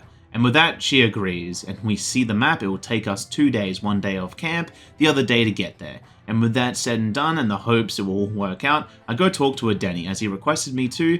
And to make a long story short, the divine relic he holds is able to shape the weather as he sees fit, which is a massive boon, and since we're helping his sister, the first one will be a freebie. But next time, he will want us to provide him with Yufa's signature dish, as it's one of his favorites. There was another thing, but I don't know where to get that. But regardless, we got what we wanted. The weather will be clear for the next 3 days, so I don't see any reasons why we just don't go now. And apparently a Yufa joining an altar has appeared, likely for the Dragon God, as I pray to it and Juna gets an increase to her max MP, so that's pretty neat. Nura speaking. As the sunset stretches the Gauntlet Runner's shadow across the water, they arrive at the Prismatic Sea. Sailors whisper of an otherworldly view visible in these parts, if you survive the terrors of the deep. Yet somehow, the sailors have never found an unimpeachable source, and the party was about to understand why. We arrived to a beautiful view, a place called the Prismatic Sea, but more importantly, Stroll said a poem. It's amazing, maybe more than Juna's, but he tells us to shut it, and once again he says something, just him being him. But Stroll says that in words that Juna would understand, as she teases him, asking if he just wants to hear her perform. She's happy to oblige though. The seawater isn't good for her chords, so she'll keep it short. And with that jolly conversation, I get a boost in my wisdom and continue on our journey with another nearest drawing. The Gauntlet Runner arrives at an encampment, and sensing no imminent threats, they breathe a collective sigh of relief. Yet the day draws to an end, and all are left to wonder how to spend the evening hours. And during the night, I decide to take a bath. It gives me Magla, but more importantly, I now have a permanent stat boost to all of my stats by 2. And with that, I call it a night.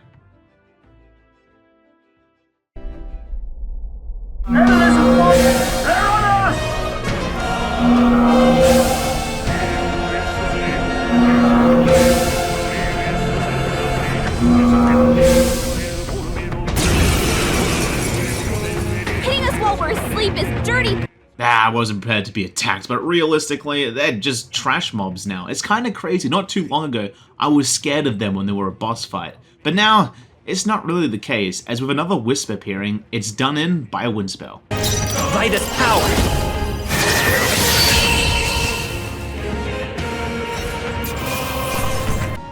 Appreciated. See you. Time marches on, and the age of a new king draws nearer. Before we made it to the island, I decided to sit down and read Juna's poems, and thanks to it, we finally hit max rank in one stat, that being courage, which you love to see, and with my strong kingly will establishing, we continue onwards. The land of ceremony rises over the water's horizon. The sun blazes down on the island year-round, giving way to scorching heat. Coming here eventually came to have ceremonial significance, as monsters who could survive these conditions boast extraordinary strength. Not even thieves dare to come near this mausoleum. The party rouses their spirits and steps inside. Before entering the dungeon, it's important to note that Gallica sent something, meaning that one of Neris's treasures is hiding in this dungeon. So after a good long look, we found it, and it's an interesting looking little thing, at least. But regardless of how neat it is or not, we've got a trial to complete. And after a tad of grinding with these somewhat high foes, we fight the boss for Yufa's sake. The fight wasn't too hard once I understood the simple fact that the human summoned an ally and did some good damage, just needed to keep my stat boost up and abuse both of the opponent's weaknesses.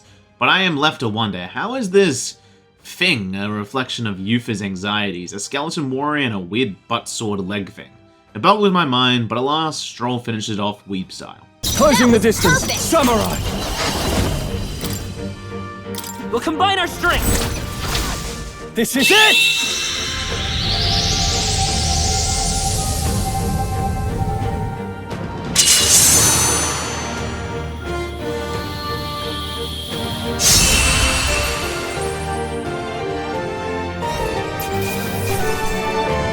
With its defeat, Gallica wonders what she got that could serve her proof as her victory.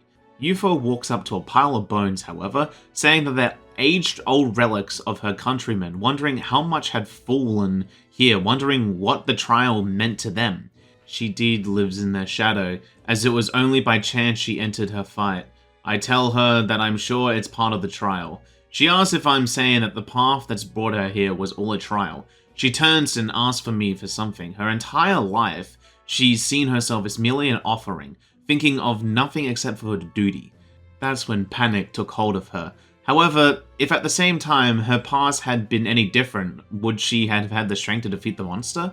She looks within herself, admitting the trial has shown her that she's more than just an offering. While revealing her inner weakness, it revealed her triumph.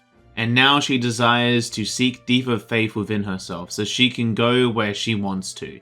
But while the world is still frightening for her, she wishes to stay beside me, knowing that there's room to grow. As far as believing in herself, her belief in me is already as the tallest oak.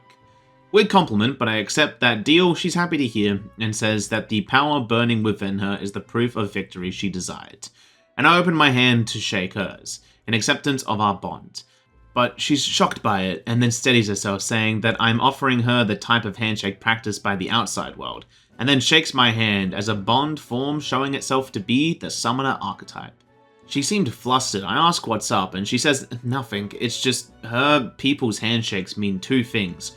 One meaning trust, which I offered. The other, well, that confuses me, but I think I get the gist of it. As mission complete, I get a boost to my wisdom, and we head back to enjoy a well-deserved meal.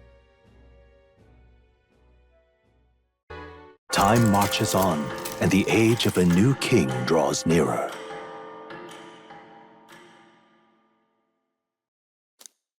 Have a look.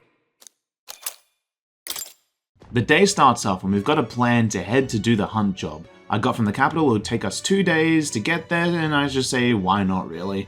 And on my way there, I read a book that boosts my eloquence, because I am very much lacking in that area.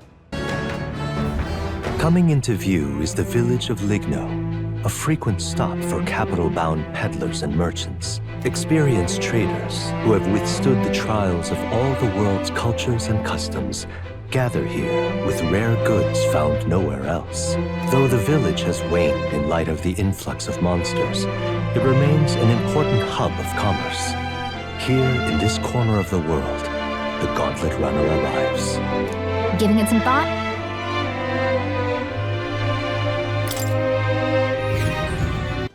This place had a good amount of stuff, but most importantly, mellow milk. I've been needing this, so I bought a shit ton. I didn't care for the price as we continue onwards. The Gauntlet Runner arrives at an encampment, and sensing no imminent threats, they breathe a collective sigh of relief. Yet the day draws to an end, and all are left to wonder how to spend the evening hours. And during the night, I decided to give Neris the relic he sought after. And after a little fandangling, like he calls it magnificent, believing it can work with modern designs, giving him that eureka moment he's been searching for. And with that, mission complete. But that's when he wonders, the more he sees them, the more mysterious they become. They're fundamentally different from igniters in both process and function.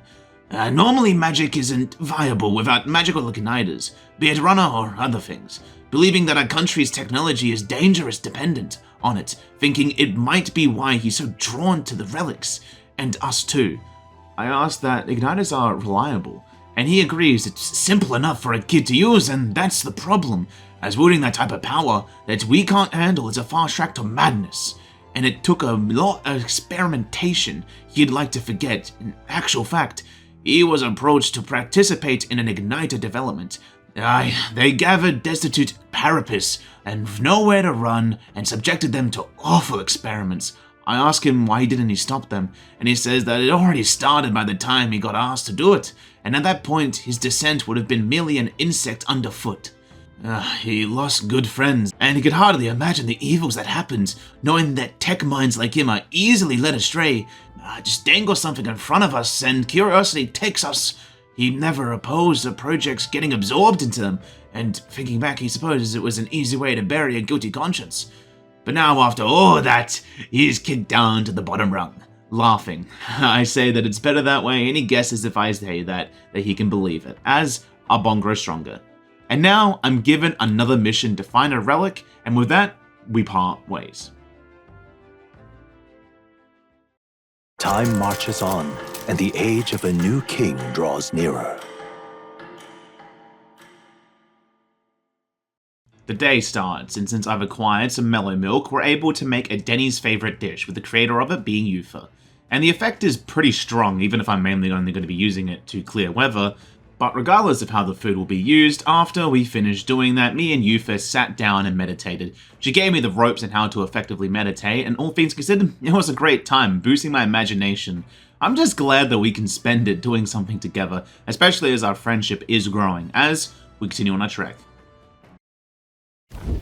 The Gauntlet Runner finds itself at the Scoundrel's Hold, a cave system beneath the sand and rock, dug out by bandits over untold years. There were once treasures hoarded in the sprawling paths, but with the arrival of the monsters, only a vast labyrinth remains.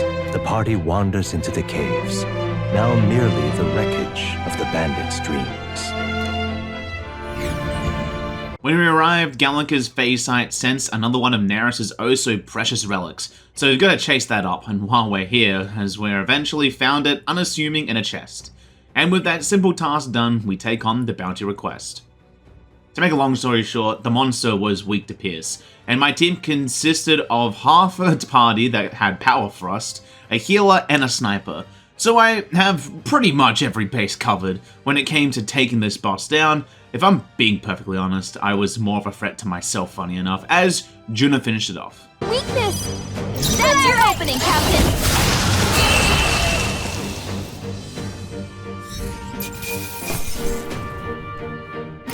And with its death, it was as simple as taking its stupid eye from its stupid face and heading back to enjoy a feast.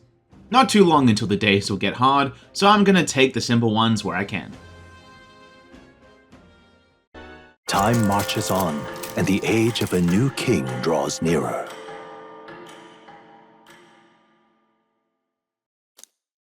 Have a look. Today is the day I wish to see Hulkenberg challenge Redanth. I do tell on my worries of him playing dirty, but regardless, Hulkenberg will see it through, it seems, as we get going to the capital. And not a moment sooner, as he's getting ready to hang even more people in the name of Sanctism. We stop him where he stands, telling him so, angering him as Hulkenberg challenges him to a duel, and she will stake her life on it. He seems to be actually against it, somewhat, but the idea of the duel has riled up the crowd, calling for our heads, and he agrees, calling it a foolish offer he will oblige her, as she needs to be reminded of the gulf between them, calling for his witness, as I am Hulkenberg's. And we get going to the outskirts of the town. He decided on an empty, void place. I can see where this is going, asking her not to die, asking for Redanth to draw his blade, but that's when what I expected happened. His witness paralyzed Hulkenberg with excruciating pain, as he taunts her and asks for his friend to finish the deed. It angers me, asking for him to face me, but Hulkenberg reminds me not to get involved, as she steals her resolve, ready to fight once more, which shakes Redanth as a single strike brought him down, as she comments on his decayed skills, adding his witness has fled. He's left to just wonder how he could lose to an heiress of nepotism, propped up by nothing but lineage, taking what he's earned by his own ability. Hulkenberg replies that she took nothing from him. He alone soiled and abandoned his knightly path. He retorts for us to stay our tongue, saying he's nothing like her. She threw away her title, and he has a duty to maintain absolute order while the throne isn't occupied, asking if she thinks it's truly easy to keep the citizens in line. Their snares must succeed so they can eliminate resistance. She tells him that the knight follows an oath of allegiance. It's not a convenience, nor the means to bury one's fears in inferiority. She had hopes they would have one last fair duel as peers, but that has passed, as their paths split long ago, and seems to mention someone as a guy appears and takes Redanth away. I'm confused asking who this is. He tells me that they're part of the Shadow Guard, informing us that Redanth has been relieved of his duties and they're taking him in, saying that we helped them a bunch. They've been needing to catch him red-handed when it came to overstepping. She asks if I remember she asked for help to expose his wrongdoings. Having left knighthood, she was free to certain limits imposed by that title. The Shadow Guard admits that she was quite reluctant, saying she had convinced him to step down on his own volition. She admits that she wanted to believe that inside that man a pride yet survived, but now it's a most unfortunate outcome.